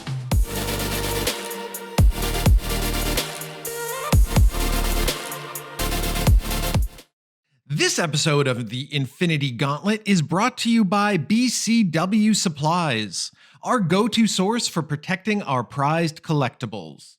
From cards to comics to coins, BCW Supplies has top-tier options to store, protect, and show off your rarest gems. Head over to bcwsupplies.com and use the code ISP10 to get 10% off your entire order. BCW Supplies. Protect, store, display.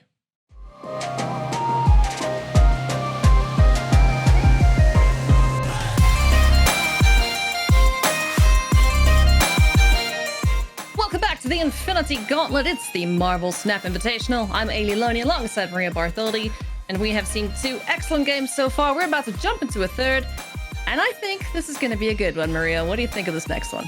Absolutely. We've got KMBest versus Specimen.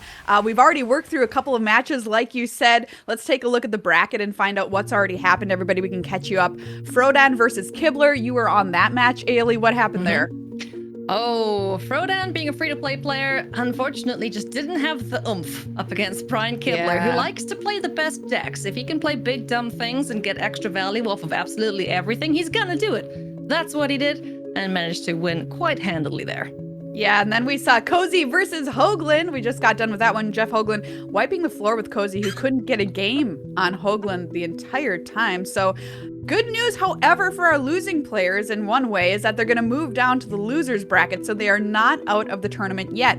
What happens in the loser's bracket is they switch to a different deck, Eilidh, so we're going to get to see them play something completely different down on the loser's half of the side. The loser side of things. I thought you were about to say what happens in the loser's bracket stays in the loser's bracket, but this is not Vegas. This is, I don't know which galaxy we're in right now, but we are going to be in the realm of KMBest and Speci, like you mentioned. So Maria, let's take a look at these decks and see what the players are up to.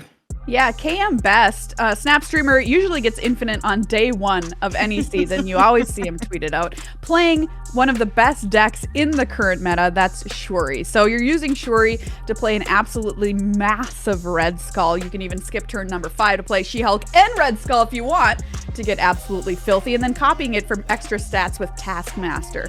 A cheeky copy of Kang in this list too, one of the newer cards in Marvel Snap, letting KMBest kind of have a look at the lay of the land of what's going to happen in the game, and possibly change up their game plan, because turn 6 is where Shuri shines.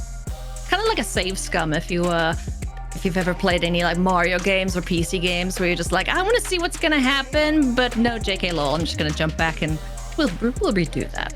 Absolutely. It also lets you know when to retreat, right? If you're like, hey, I can't win this match, it's going to save you some life points here in this battle mode. That's true, and that could be very important indeed. Specimen on the other side has named his deck Garbage. This is a garbage deck. If you've seen these on the ladder, you know what we're talking about. You're putting a lot of trash into your opponent's lane. You're using cards like Debris to give them rocks, Green Goblin to clog up their lanes, even Viper to toss them your -2 hood, that kind of thing. And then you play a Spider Woman and you shrink all their rocks down even more. or play a Professor X once you've loaded them up with trash and laugh in their face. It's a very, very rude deck, but it's one that I do love to see because it is pretty funny sometimes in its play style. Up against one of the best decks in the format, like we said, in Shuri. So I'm excited to see what happens in the Well, I will tell you one thing that I know about Specimen is he is an excellent deck builder. He loves his memes. So let's see if he can get one over on one of the best decks in the meta.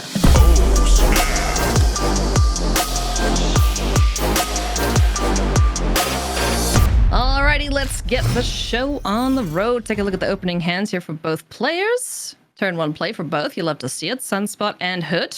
One is not quite like the other. No, pretty different on their face value, but both really, really powerful. Sunspot's one of my all-time favorite cards in the game. Yeah, it's such a useful card in so many decks, much like She-Hulk. It's like, oh, what do I put in this slot? And it's like, well, there's some really powerful cards just by themselves. They don't really care too much about synergies or anything. They're just good by themselves. Absolutely. I think of Sunspot like a 1 energy, 3 power card at basically your base minimum. Yeah. I'm going to kick things off here with said 1-drops. Sunspot likely grow over time depending on what KM's got up his sleeve. We see a Shuri and an Armor and a Cosmo too. So, that could shut down any of the debris type shenanigans you mentioned, or the garbage, as it were. Stopping a goblin from jumping over is always quite fun.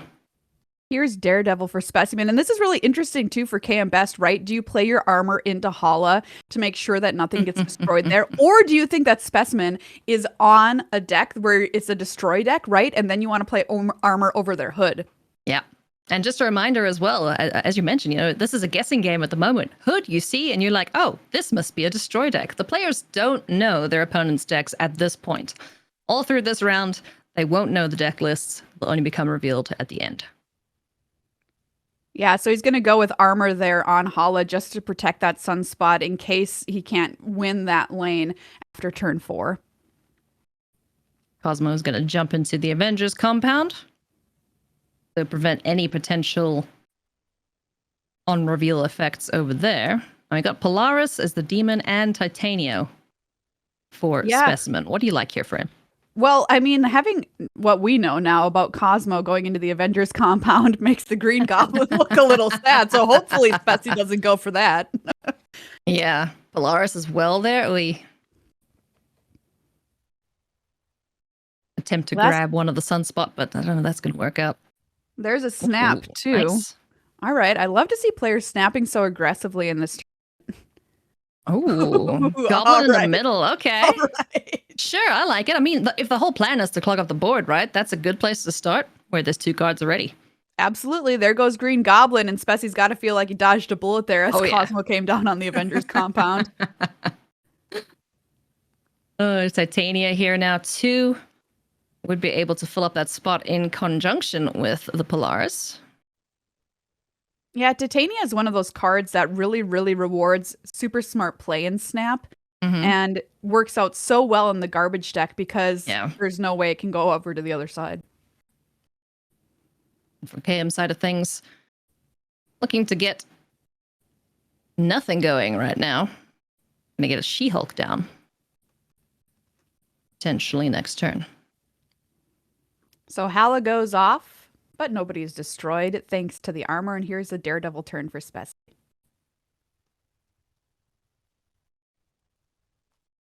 Kang in hand for KMBest too. Have you ever had a chance to play with Kang yet, Eilidh? No, I am still trying to get all the other big bads. So I'm looking for my Thanos and my Galactus still. Man, Kang's next on the list. It's such a cool card, and honestly, pretty difficult to play. Talk about mind games. Yeah. Or time games, I should say. I'm just going to call him Sir Save Scum going forward, as we're going to see Spider-Woman at the board here. Avengers Compound forces everything to be played there. And KMBest is just happily chilling, just growing that Sunspot. Quite happy about that. Yeah, skips a turn again. There's a Spider-Woman heading into the Avengers compound.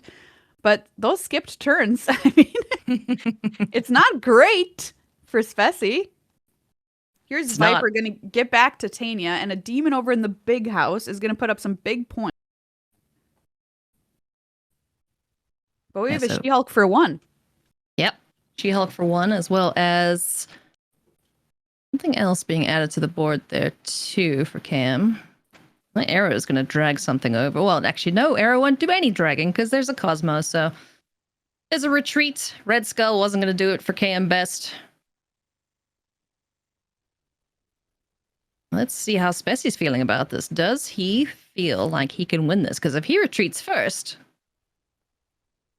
they get out unscathed, or they both take 2.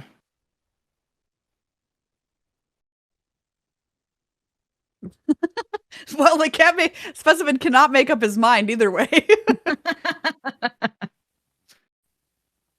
It's a tough choice here. Yeah. Time is running out. Arrow into the left, Demon into the middle. Once again, gonna call him back.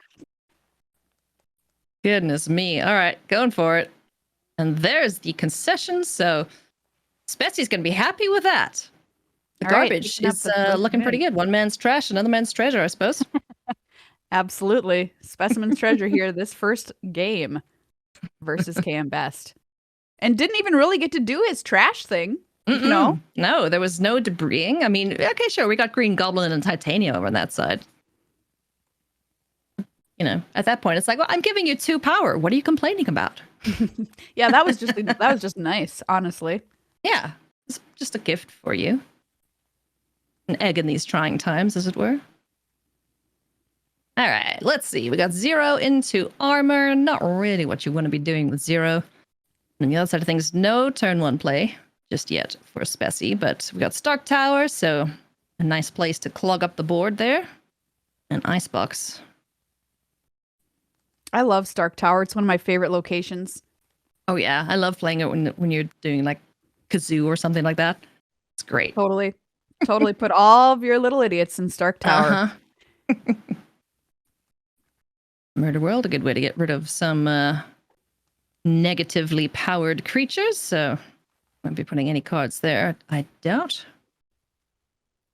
So Sunspot's going to go into Stark Tower for KMBest and Angela into the Icebox for Spessie. It's kind of like a D&D campaign. I love Murder World's animation. It's so great. The hammers. Bonk, it does bonk. remind me of the competing brands Joker-esque female character. Whatever.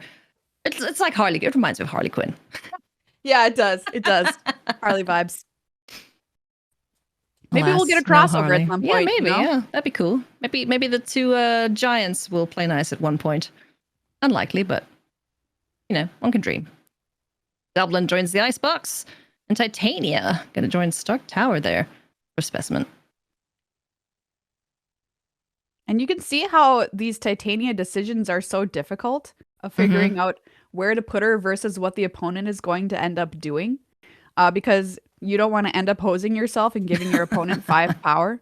Yeah. Nice. She-Hulk in mid. Green Goblin and Titania are going to jump over onto that side. So that's a great way to clog up Stark Tower, but you are giving all of them 2 extra power, so...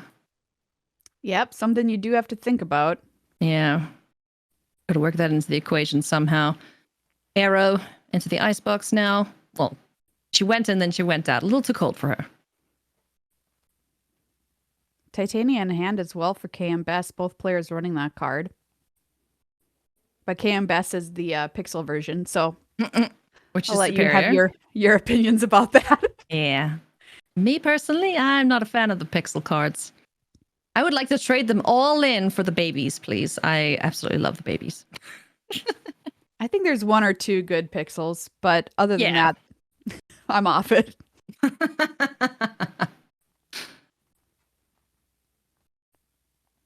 And Spessie agonizes over these plays. Arrow into the Icebox is going to drag over the 0 as well as the Lizard. That's a great card to, remove the abilities from with 0. And that's not exactly worked out how he wants at this point, because, yeah, that's a lot of power on KMBest's side of things. If he can get that Titania back on over to his side, feel a little bit better about that whole decision there. Yeah. But yeah, there's still 2 cards that he has to commit to it. So, unfortunately can't go Spider-Woman Shang-Chi, but Debris and Killmonger, sure. Here we have the final turn. Was considering the Shang-Chi in the icebox potentially to take down that She-Hulk. What about Killmonger and Debris, like you said? Yeah, that'll get Titania back. So Stark Tower locked up then for Spessy as things stand. Does he think anything's going on Murder World? Yeah, are we just ignoring Murder World entirely here? No one wants to visit Murder World. Jeez. Killmonger pretty good for take out that 0. That's kind of tasty, but armor, man, if only you could kill that Sunspot too. Oh, wouldn't that be the dream? Arma's very good at keeping that alive.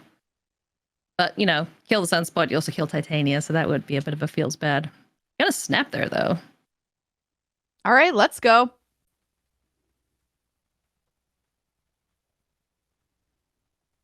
I haven't seen this particular Killmonger variant. It's great. Ooh.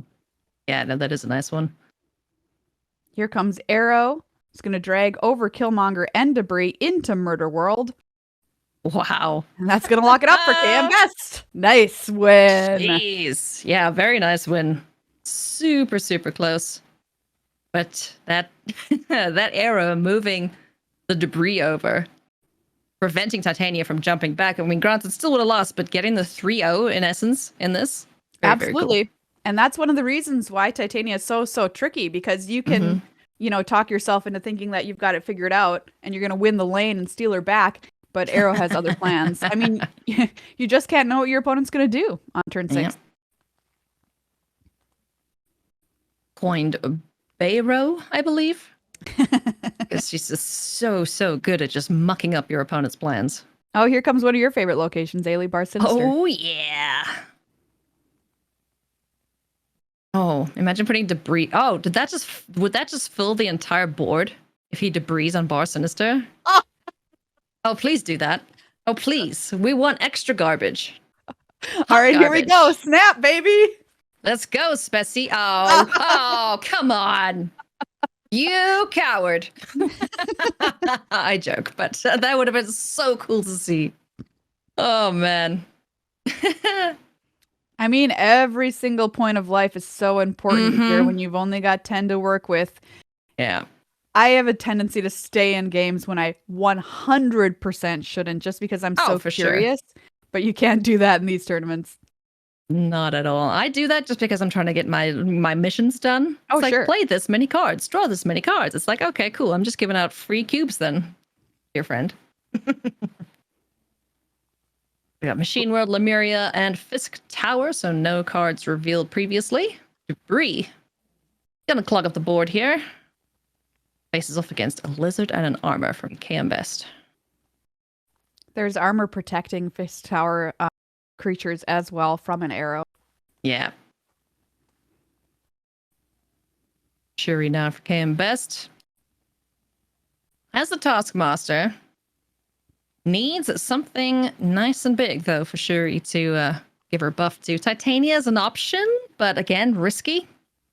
So hopefully draw into something big here for KMBest. We've got another snap online, everybody. Snap more, snap more.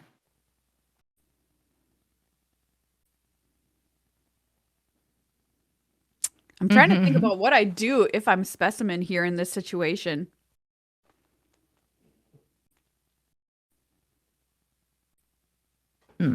Machine World is a little tricky because you don't want to give your opponent access to a hood and that 1/6 demon.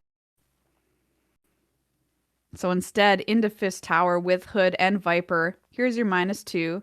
Thank you very much. But he knows now that he's up against it this coming turn because of that Shuri. Oh, yeah. And an arrow drawn here, too. So that's an excellent find. But there's also Kang. Kang is going to take a look-ski and be like, oh, so this is what you're doing, eh? Yeah, this is going to really display the power of Kang here when KMBest is in a really strong position, Mhm. being able to make sure that you do the right thing on your last turn. Yeah. Kind of like seeing into the future, fortune tellers. I also just love Kang as a character. I'm happy we're getting to see him in like TV shows and stuff now and movies. I have yet to see the new Ant-Man movie.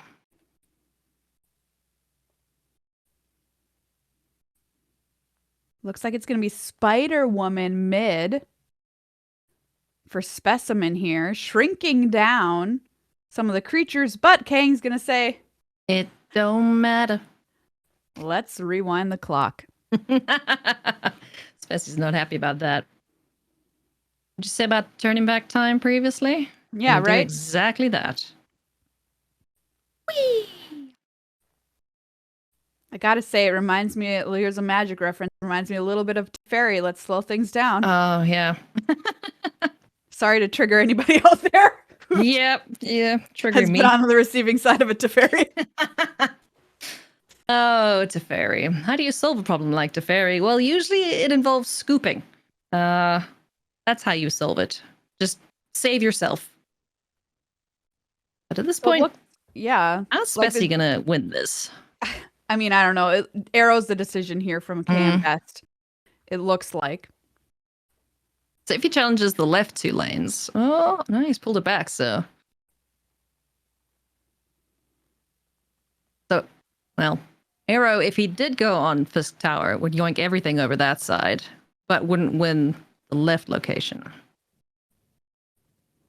So same decision from Specimen for Spider-Woman on mid, and Arrow is going to be huge because of Shuri taking Spider-Woman with it. 2 arrows in hand here. Oh, there's a All right. retreat later from Yeah. KMBest. Doesn't like his chances here, so Spessy just has to play out. And he'll pick up the win here.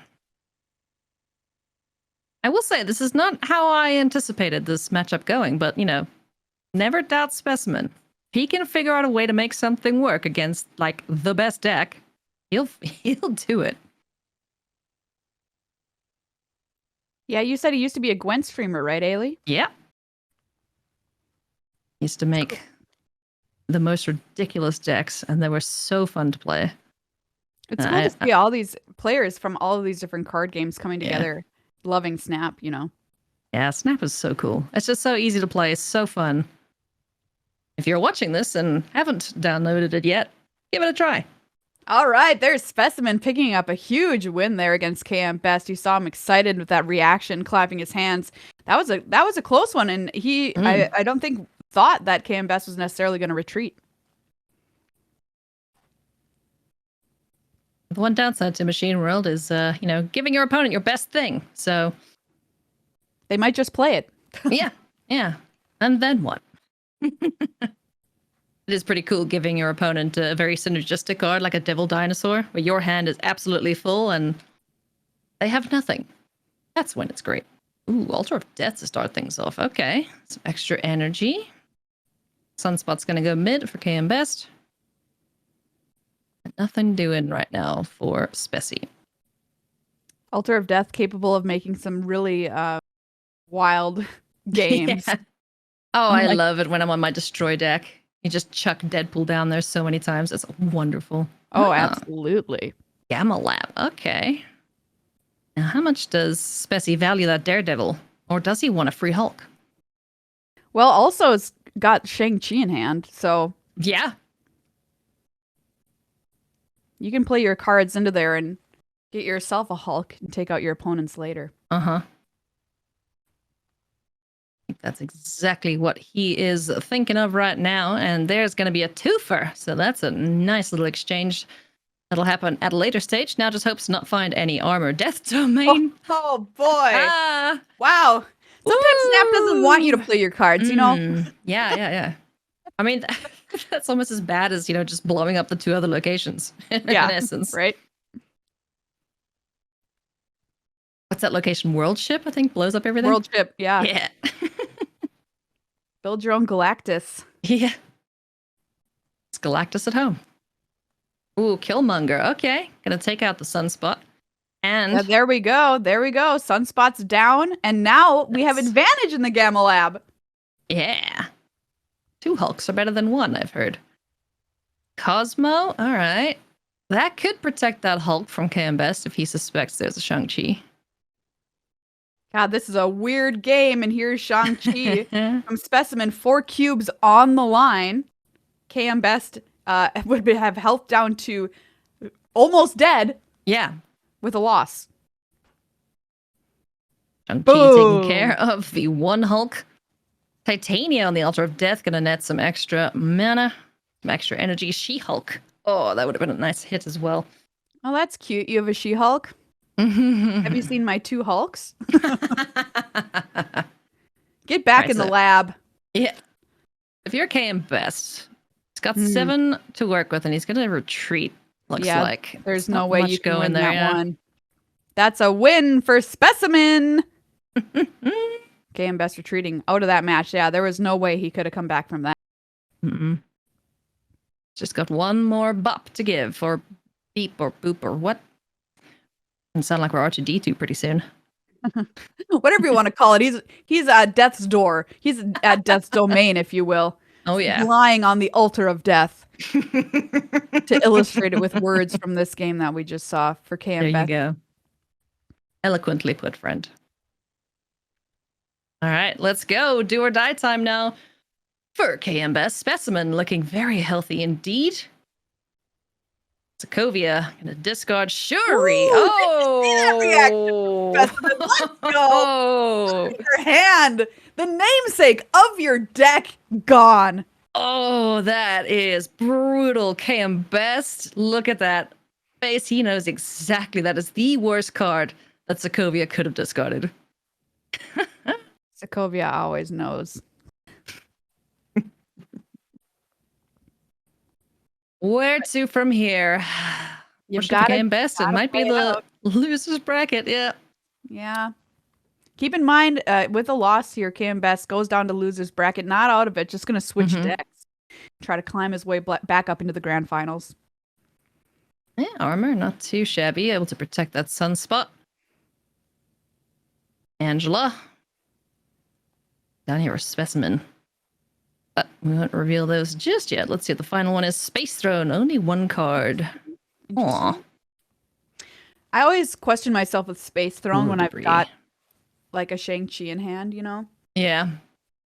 Do I try and put something big in there? Although there's not very many big cards in Specimen's deck, or do I just shang them out? I would have been so tempted to dump debris just to put a rock on the Space Throne on KM side.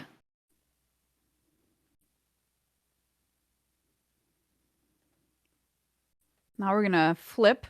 Lizard is going into the Space Throne. All hail, All hail. King Lizard. King Lizard. Mm-hmm. She-Hulk, all right. Not great, not terrible. But She-Hulk into Taskmaster could bring this back for KMBest.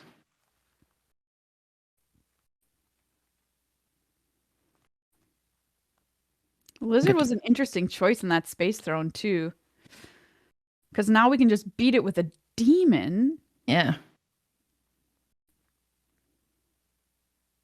Sequencing important. Make sure Killmonger doesn't kill your demon. Yep, that's when you know it's time to close the app for a minute. I've done that a few times, yes. Like, well, time for a break. Yep. Or when you play a non-reveal card, when good old Cosmo, speak of the dog. There he is. Killmonger cleans up the hood, and into the Space Throne, taking the crown from Lizard. Looking to perhaps seal the deal here. Specimen with that Titania and the Green Goblin. On the other side of things, we're not going to see any play from KMBest looking to get that discount on She-Hulk into a Taskmaster. That's pretty nifty. God, I would be terrified to play this Specimen deck. There's just so many ways your opponent can mess you up. Yeah, and this is going to be one of them because now there's no opportunity for KMBest to get the on-reveal effect of Taskmaster, right? There goes Titania up into Sokovia. Oh. Locked up. Oh. But there is a Red Skull She-Hulk. But, I mean, Spessie's just going to be able to get Titania back here. Yeah, you just get your Titania back. What can KMBest do?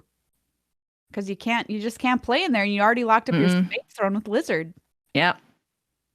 God damn it, King Lizard. Oh, man. Well, that is going to be Specimen's garbage deck getting the job done here. Stealing that back. And he's pumped about it. Look at that. Channeling those Spider-Man vibes. Wearing his Spider-Man shirt, taking down the match versus KMBest. Garbage over Shuri, one of the best decks in the format. Oh, but man. Garbage saying, hey, I can get it done too. Yep. Love to see it. Just, denying your opponent board space resources. It's not something we have to worry about in Magic as much. It's just like, oh, you only have a finite number of spots, and you know what? I'm going to fill it with rocks. So rude. So rude. Really cool and unique deck brought from Specimen. Good to see it here advancing through the winner's bracket now.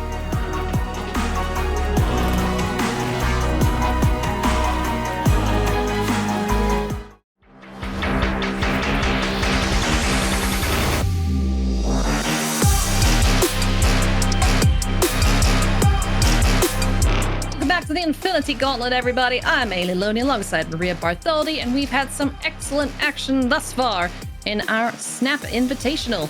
It is 16 of the world's best card players duking it out for $3,000. And there's something about a 50 cents, but I'm sure Nathan will make that joke at a later stage. I'll leave that for him. And bragging rights, right? Bragging rights. Yeah, I took down the line. first. I don't know if this is the first official tournament, but it's the first fancy official tournament, I'm sure. Absolutely. We're fancy.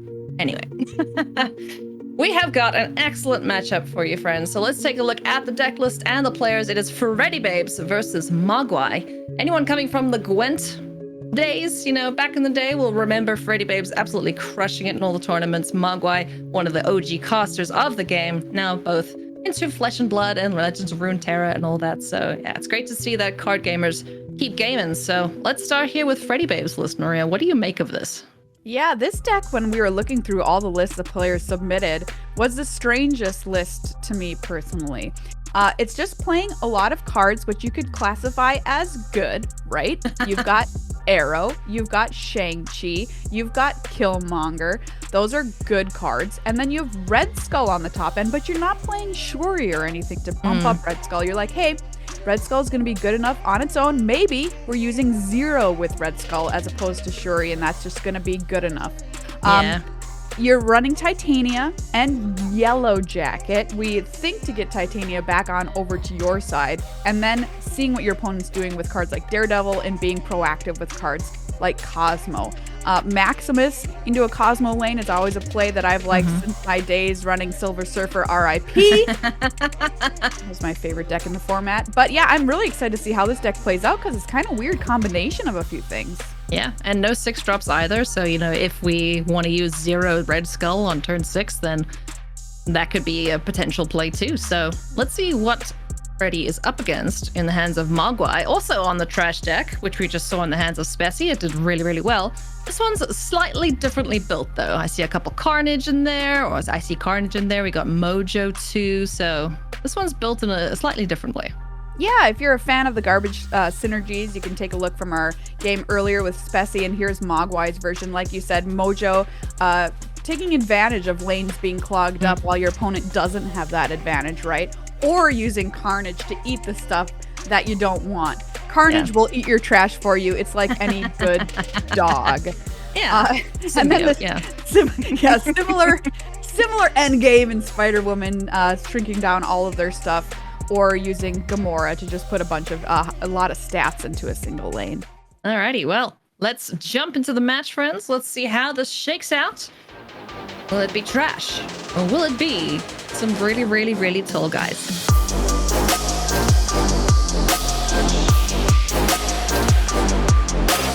I'm gonna call this deck that. I like it tall for big. That's Tall, cute. yeah. All right, let's get things underway here. Zero and Titania in the hand there for Freddybabes. The other side of things, nothing doing for Mogwai in round 1.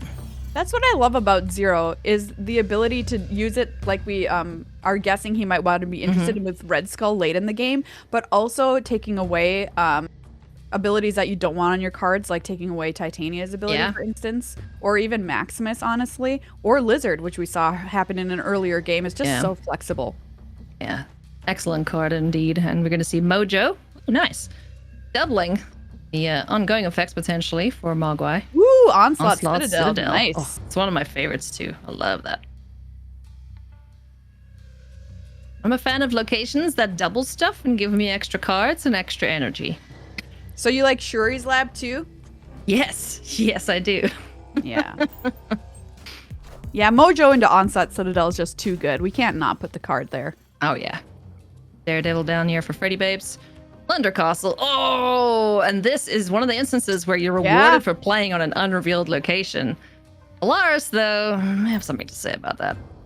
Neither of these players running any 6 on their lists. Yeah. FYI. So it's just, okay, let's put some rocks over there, I guess. Ooh, I mean, you need rocks to build a castle. you How sure goes. do. Yeah. The Daredevil gonna give Mogwai a peek on turn 5. See what's going on. There's a snap.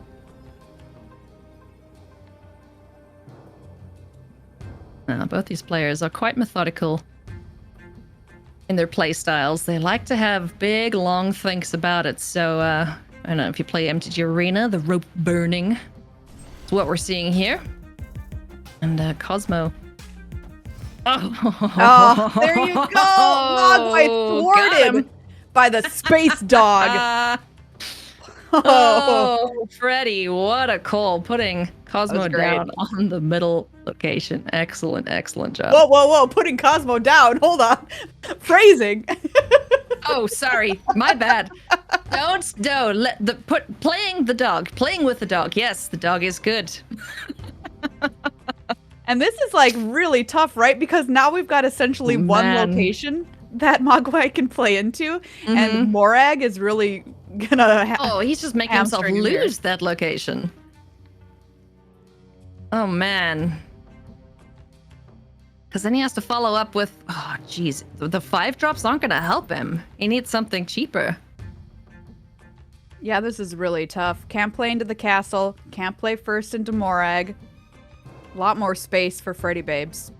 Oh yeah. What a good boy. Cosmo, you are such a good pupper. So there's gonna be debris into Hood. Nice Shang-Chi? 3 power.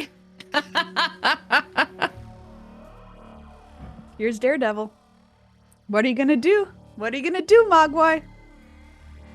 Oh man. Yeah, he's basically snookering himself if he plays anything there with a follow-up, but he does have the demon. So we'll be able to like go, I don't know, Viper into demon. That's not great. Oh, okay, Viper into demon into Daredevil. That works. Still not ideal though. Yeah, I just feel like I'm losing this game if I'm Mogwai.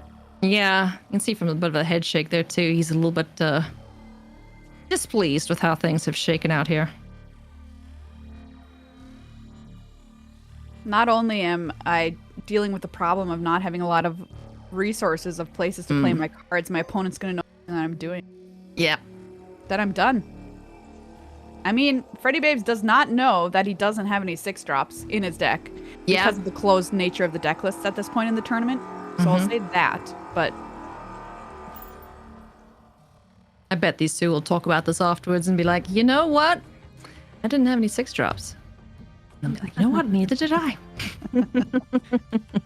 yeah, that Cosmo play was better than Freddybabes could have ever imagined. Oh, yeah.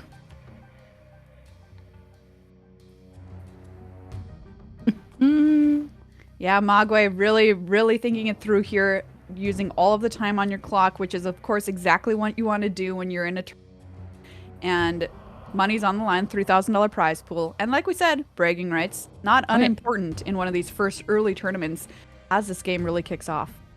For sure. I mean, I'm pretty sure one of the very first events, Freddybabes won for Gwent. And, since then, everyone has known who he is Exactly. in the Gwent community and now wherever he's moving on to in terms of like Flesh and Blood. So it's like, oh, hey, yeah, you're pretty good at card games. Big thanks here from Freddy. Maximus down in the middle location. Cosmo will prevent the card draw. And Titania is going to be hanging out there too.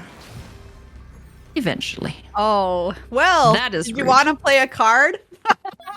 You can't. You can't. So Mogwai's going to retreat. No. That's brutal. But luckily, just got away with the 2 dings taken. Bops. Oops. Whatever we're calling it now. Excellent play there from Freddybabes. That match, that was really cool. Yeah. The location I cannot pronounce. It's the rocky one. Lechuguia, my Is that how you say it? least favorite. Lechuguia. Either way. Lechuguia. I hate this location more than any other. Mm-hmm. Especially when you're playing something like, Lockjaw, Jubilee. Yeah, yeah. Anything that fetches a thing from your deck, you are mad to see this. But sewer system's not that great either. -1 power. It's like, meh. All right, nobody's played anything. We're going to move on to turn number 3. Draw go. Danger room. These are terrible locations. This is not fun for anybody.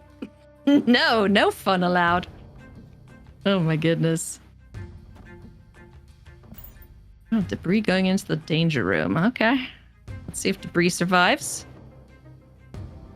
For Freddy, he's got Cosmo.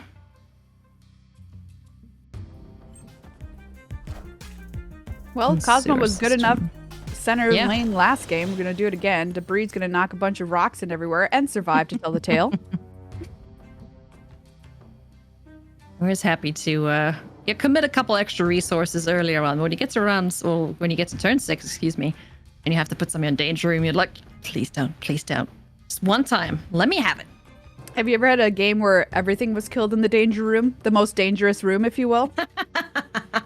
I've had 3 of 4 things killed, yeah. Yeah. I've had one where every single person who put something into the danger room had it killed. It was great. Oh, man. Oh, I wonder if we're going to see any ego games this weekend. That'll be great. Oh, man. You got to snap on it, too. Uh-huh. Let ego take the wheel. Oh, I hope that happens. That would be sick. Guys are approaching this matchup similarly to how blue mages would a control game. Magic. Here comes Green Goblin into the danger Don't die, don't die, don't die. Survives. There's a win for Mogwai. Seems happy about that. Now this is the turn that Daredevil gets to take a look-see what Mogwai's up to. Not a lot of power on the board, Eilidh. Not a lot of power on the board. Low point game. Low point game. They're not finishing any of their 20 power location wins. And normally, I feel like a location like the sewer system would be so great for a deck like Mogwai's. If you can clog it up, you're just really putting them in a spot because everything's getting -1 power. Mm-hmm. Spider-Woman's gonna potentially be the play here on sewer system for Mogwai. Yeah, Cosmo's really putting a kink in his plans here, I think, for what he would like to do in the sewer system. No. Yeah, Throw him the rocks. Give him a rock. Not throwing Pretty haymakers, brave. just chucking rocks at each other. Look at him in the tank up there, getting ready to see what decision Mogwai's going to go with.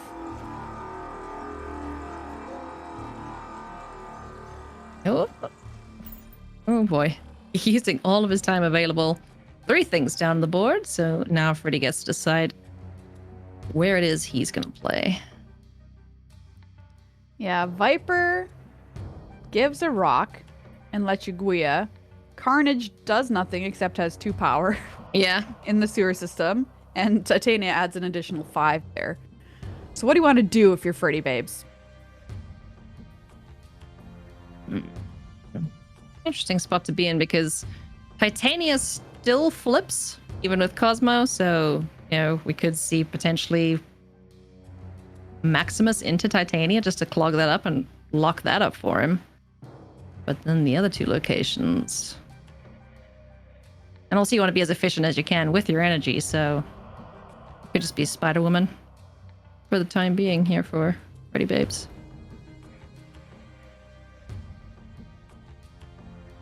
Definitely a lot of options to go through. This is some calculus on Freddybabes' side here for this turn.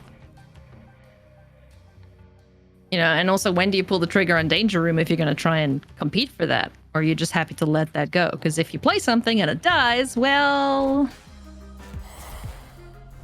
Big sad. All right.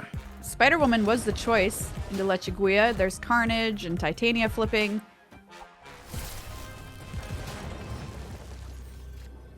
And like you mentioned, a very low power game indeed.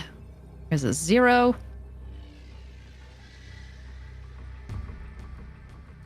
Does have enough energy to get several things down on the board here.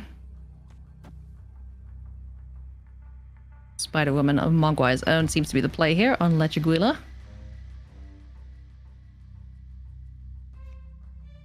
Oh.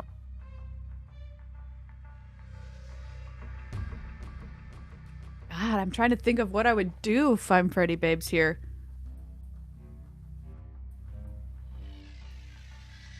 I think I want to...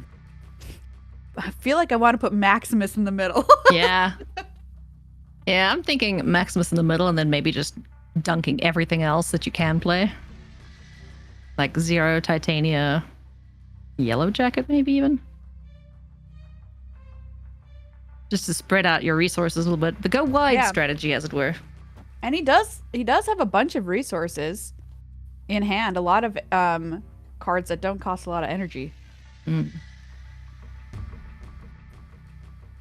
Because as it stands, just with 1 play to the board here, Freddybabes is going to win this one. Yellow Jacket, kind of a liability in this specific matchup. Yeah. So that's going to stay in hand. Spider-Woman into Lechiguia for Mogwai. Is going to take down that lane.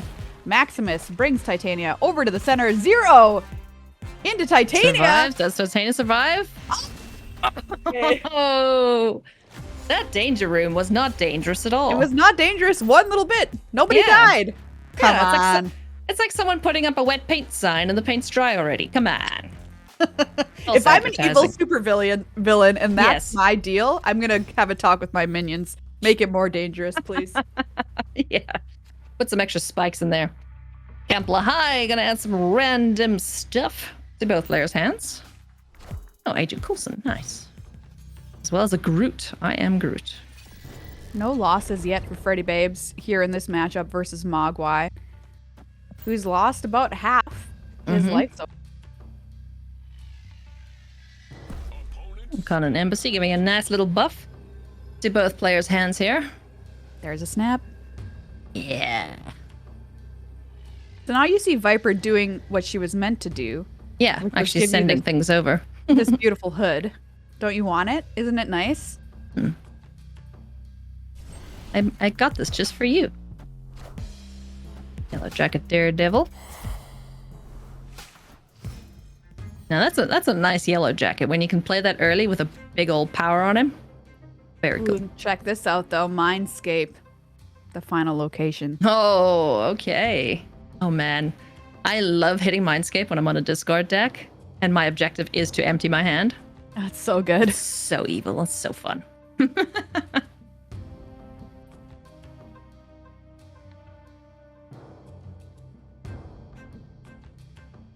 Cosmo in mid for Freddybabes. Hey, it's worked out every other Yeah. game so far. Yeah. Cosmo is in fact a good pupper. Oh, where does Mogwai want to go? He's definitely on the back foot here, so is going to have to start winning. Lest he die. That's usually what That's happens. my game plan. Yeah, That's yeah. my game plan. Yeah, if you are losing, start winning. Not good there. Cosmo shutting down the Polaris. That's unfortunate, but Debris is able to clog up the mid lane. Man, there's a Killmonger in Freddybabes' hand, though. There is that. Yeah.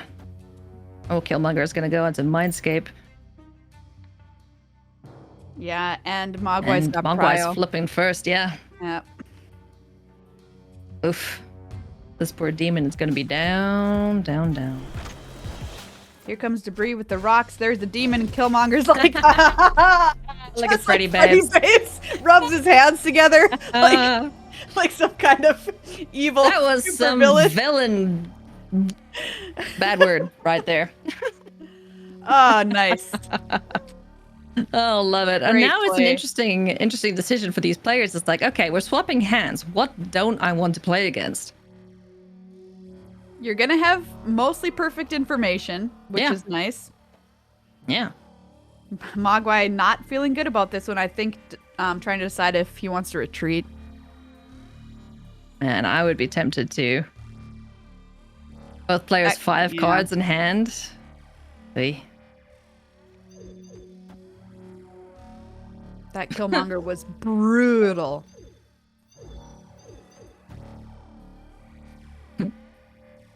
Gamora. Hoping to get some extra value, but with Daredevil on the board, not gonna happen, unfortunately. Yeah, here's Gamora. Yeah, into your please play Daredevil. something there for me.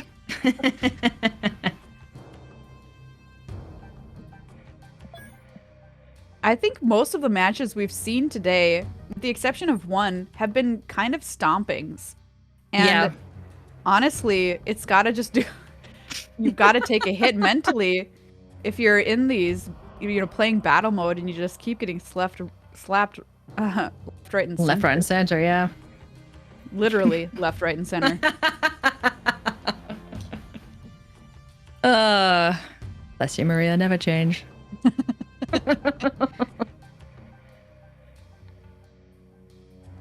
Freddybabes considering the move here post Gamora. Looks like arrow. So if you move Gamora and she's flipping second, does she trigger or no?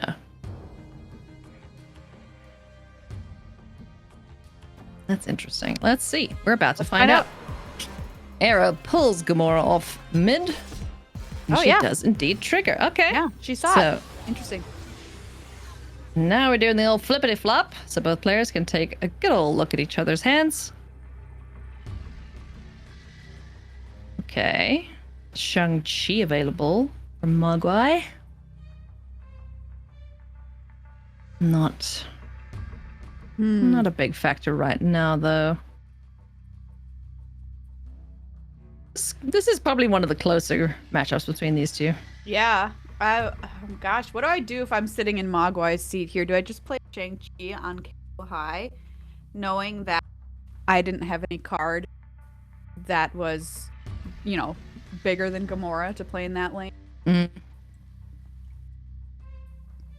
Or do I take my Red Skull and go to town?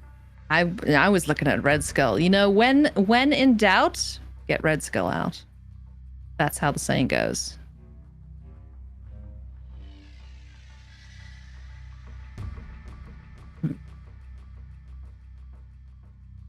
It's an interesting position as well because both players have to fight over Mindscape or just try and get ahead further on one of the other locations and hope that the middle is not contested. All right, is one of Red those- Skull. Situations where you can talk yourself into thinking your opponent's doing just about anything. Yep. Red Skull, Spider-Woman. Oh, you contested that. Does he have enough? He Ooh. does. Wow, that is Excellent call there Freddybabes. from Freddybabes. Taking Wow. up another one off of Mogwai, who's just got to kind of chuckle, not getting any wins this matchup. Goodness. Excellent call there from Freddybabes. Challenging on the left location. You see 10-point difference. You're like, yeah, I don't think I can get that. But that's what your opponent wants you to think.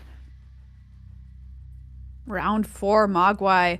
Life getting perilously low. We haven't yet hit high stake round, which kicks in round number 5. But Yeah. this whole we've put high stakes on ourselves no matter what by not winning any games so far. Man, can you imagine a reverse sweep in this position? That would be heckin' awesome. Absolutely. Let's see what he can muster here as Gamora starts things off here for Mega Mogwai. Project Pegasus flipping the script. Adding a ton of additional energy for the players. Freddybabes able to kick things off with Daredevil. You'd love to play a 5-drop. But at the same time, it's kind of risky because now Mogwai will know to fill that location and get the buff from him. So it is Daredevil Red Skull for Freddybabes there off Project Pegasus. Gamora Viper for Mogwai. Bar Sinister, last location. Interesting. Uh-huh.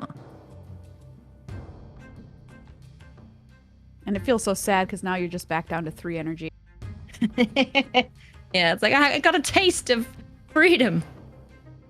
You had a trip to the theme park, but now it's time to go back home. Yeah.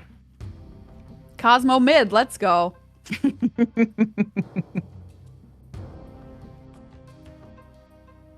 Mogwai gonna play around it this time. Let's see.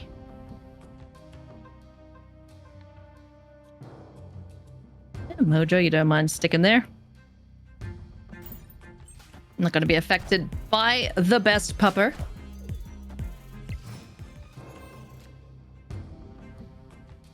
Oh, well, that's a good insurance plan. Cosmo protecting from a Shang-Chi that decided just to rub it in. I tell you, there's so mad about that Daredevil. It's just coming down every single game. There is no better feeling than playing your Red Skull in a Cosmo lane. It just doesn't exist. It just doesn't exist. Normally it's vice versa of that order of operations, but you get what I'm saying. I sure do.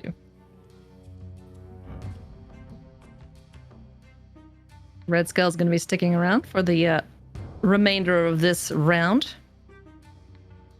Spider-Woman, Carnage, Shang-Chi available here for Mogwai. Definitely on the back foot. Titania and Maximus are gonna just clog up this location. Whoop. And There she send it goes. right back. Yeah, and that was a great play from Freddybabes too, right? Because we already know that Mogwai is incentivized to put Mojo to fill up that lane because of Mojo, right? Yeah.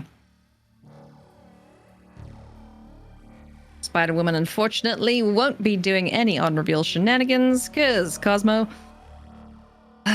So... Have you ever seen anybody look sadder than Mogwai looks right now?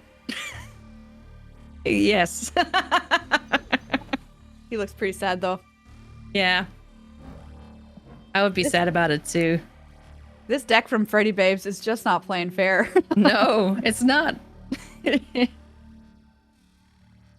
It's like an excellent combination of, reactive and proactive plays.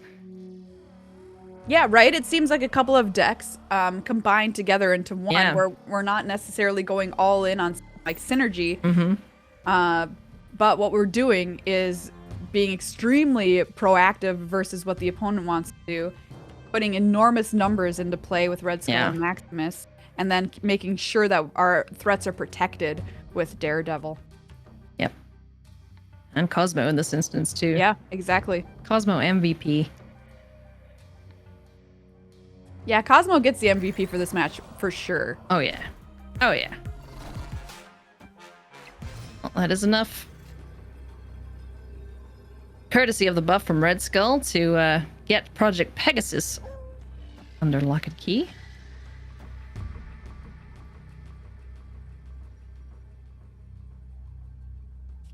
Yeah, Mogwai Spider-Woman on Bar Sinister, perhaps? was able to lock up the middle, but can we lock up either of the other sides?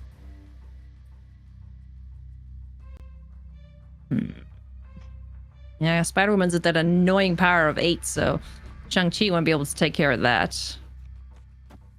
Carnage. Yeah, he knows it. Daredevil. Yeah, that's not gonna cut it. And there's nothing really that he can do on Bar Sinister either. Oh. Okay. So Freddy's on the retreat. Interesting. Doesn't feel good about his options. He doesn't know that Mogwai's hand is absolute butts right now. Garbage, if you will. Indeed.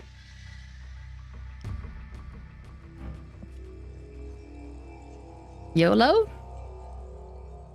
Just go on, try. Oh, wow! Wow. Okay. Okay. Double retreat. Double retreat. Ooh. So that's a wash. Nothing happens.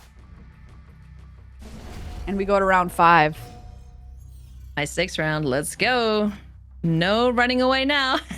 All right. Now who's the one? Now who is Daredevil? You see Mogwai there? I've got him this time, buddy. Well, so does Freddybabes. Yeah, sorry, Violet, Mogwai. Gotta tell you. Can't wait to see this reveal. Man. No reaction? Oh, come on. I will say, I do like Mogwai's Daredevil more, though. Yeah. That's pretty good. Pretty good variant. And he got the star eyes on him, too. Good old Green Goblin in mid. Gonna try and send that over to Freddy's side. Will Cosmo mid catch him out again? Let's see. Hasn't failed you yet, Freddy. Do it. Do it, Freddy. Red, yeah. The dog wants to go to the Hellfire Club.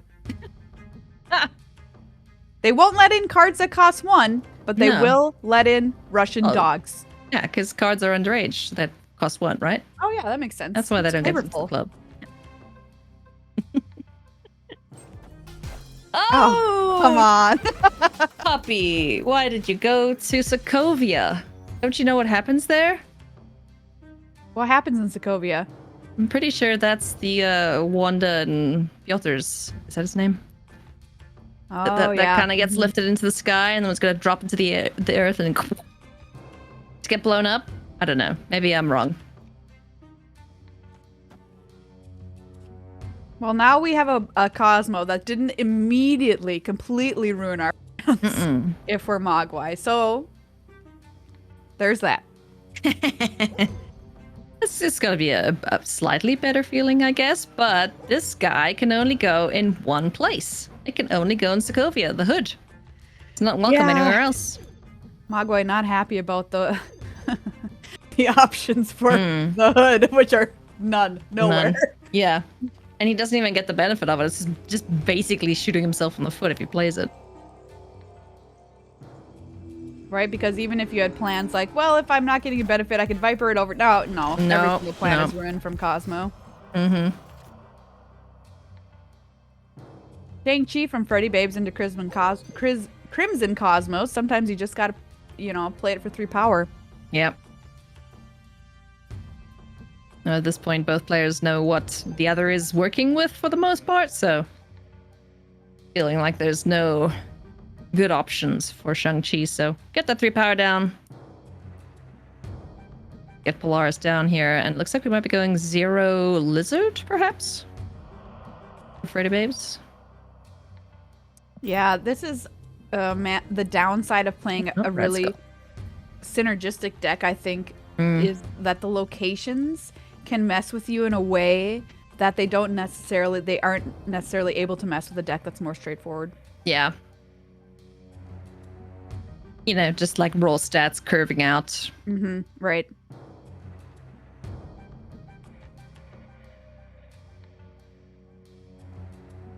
Mogwai added Viper and Polaris into Sokovia. Neither are going to do anything after stats. Which, isn't nothing, but... Oh, out of time. So no play there from Freddybabes. Oh, wow. Huh.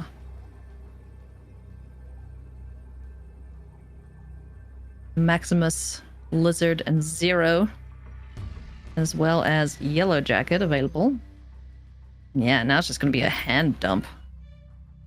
But Zero needs to go on Sokovia.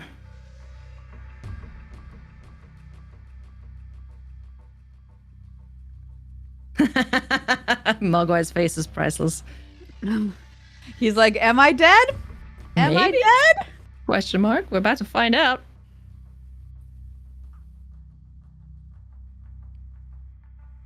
Pieces of the puzzle falling into place here for Freddybabes. What goes where? Final decisions being made. Will Mogwai survive? One more fight. Let's see. Chi Wow. does nothing. Mojo gets swole. Maximus will win mid. Zero and Yellow Jacket are not going to be enough up against the power there. So Wow. that is actually a victory for Mogwai, though, because of the tie breaks. Wow. He'll take it. You see that head tilt? Hey, Wow. I will take it. That was a close one. Jeez, that was. I've never seen two Shang-Chis with two rocks just staring at each other before. That was a weird location. Oh, goodness me. Lemuria, first location. Both players happy to skip through to round number 2. It's turn number 2, excuse me. Well, Mogwai's been on the ropes here for a couple of rounds and Yeah. has managed to survive through them.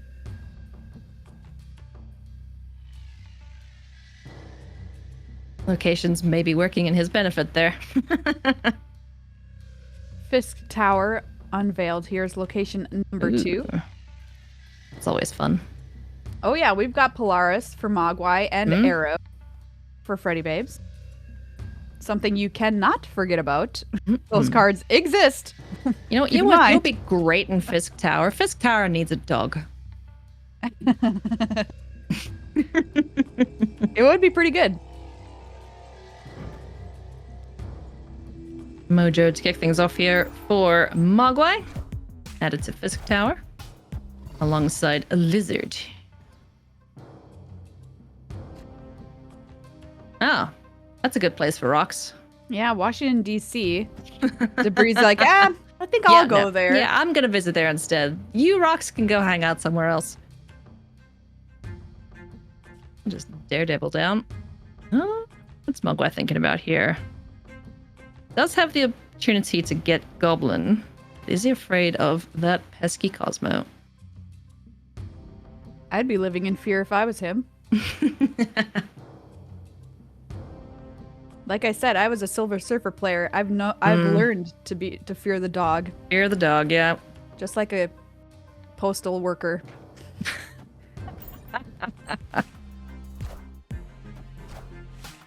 Daredevil once again for Freddybabes. Oh, we're not nice. going to be happy to see that. There goes Debris. Mm-hmm. Debris That's helping out followed Mojo. up. There is a Killmonger, though, available for Freddy now. So he's going to be pretty happy to see that. Polaris. We'll be able to drag the rock over, but the rock's going to go die-die, unfortunately. Or will it? Oh, we're going Maximus first. Okay.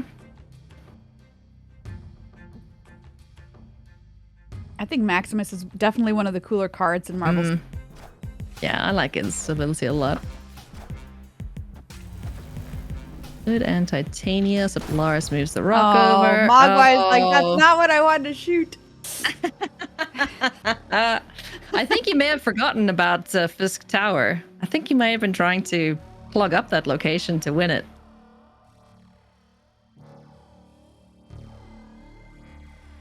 Oh, yeah. Yeah, I think he may have forgotten about that. Yeah. For sure.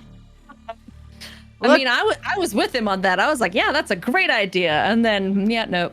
Happens to the best of us. Moving things kills things. Spider-Woman gonna go and challenge Maximus for Lemuria.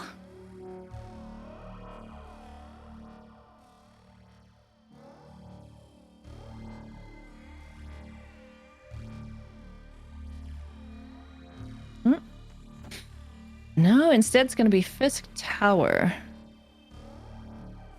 So Freddybabes will have this information once again, thanks to Daredevil. These turns always take quite a while. It's like having two Canadians stuck at a door. It's like, no, after you. No, after you. After you. No, after you. Just an unending loop. Amazing. I'd watch it.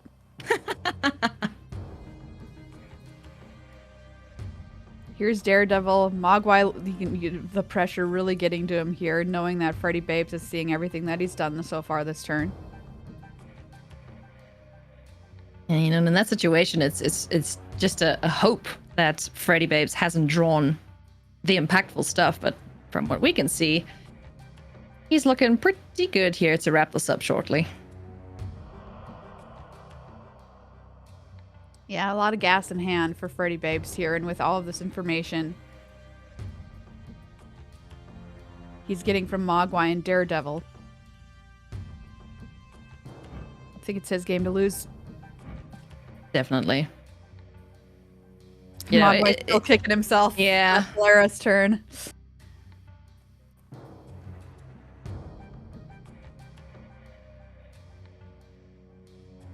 Spider-Woman here. Yeah. Spider-Woman's the play on Washington, D.C. The Fisk Tower looking pretty decent, and the wrong little thing going over to Lemuria. Or going over Lemuria, I should say. Ooh, Red Skull. Yeah, Viper's just going to send a rock over there, and that was a very quick Killmonger from Freddybabes. Yeah. Tower to shut off that mojo. Austin Powers memes coming back to mind. Right. You stole my mojo. God, I'm giving it my age, aren't I? So Killmonger into Titania for Freddybabes is going to be the play. Mogwai's side of things, how does he stay in this? Be the good old demon in Washington, D.C., so that'll tie that up, right? No, it'll actually be 11 then for him, because the demon doesn't have any abilities. Freddybabes does have priority. Mm-hmm.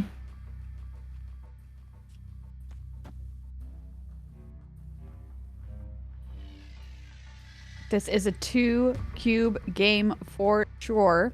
No way to get out of it with one, because we're in the high-stakes rounds here of this battle. Yep. Game's gotta end, as we like to say, so let's see. Mogwai has to win to stay alive. Here we go. Mojo on Killmonger lands. That went right, so that'll be enough for DC. Titania on mid.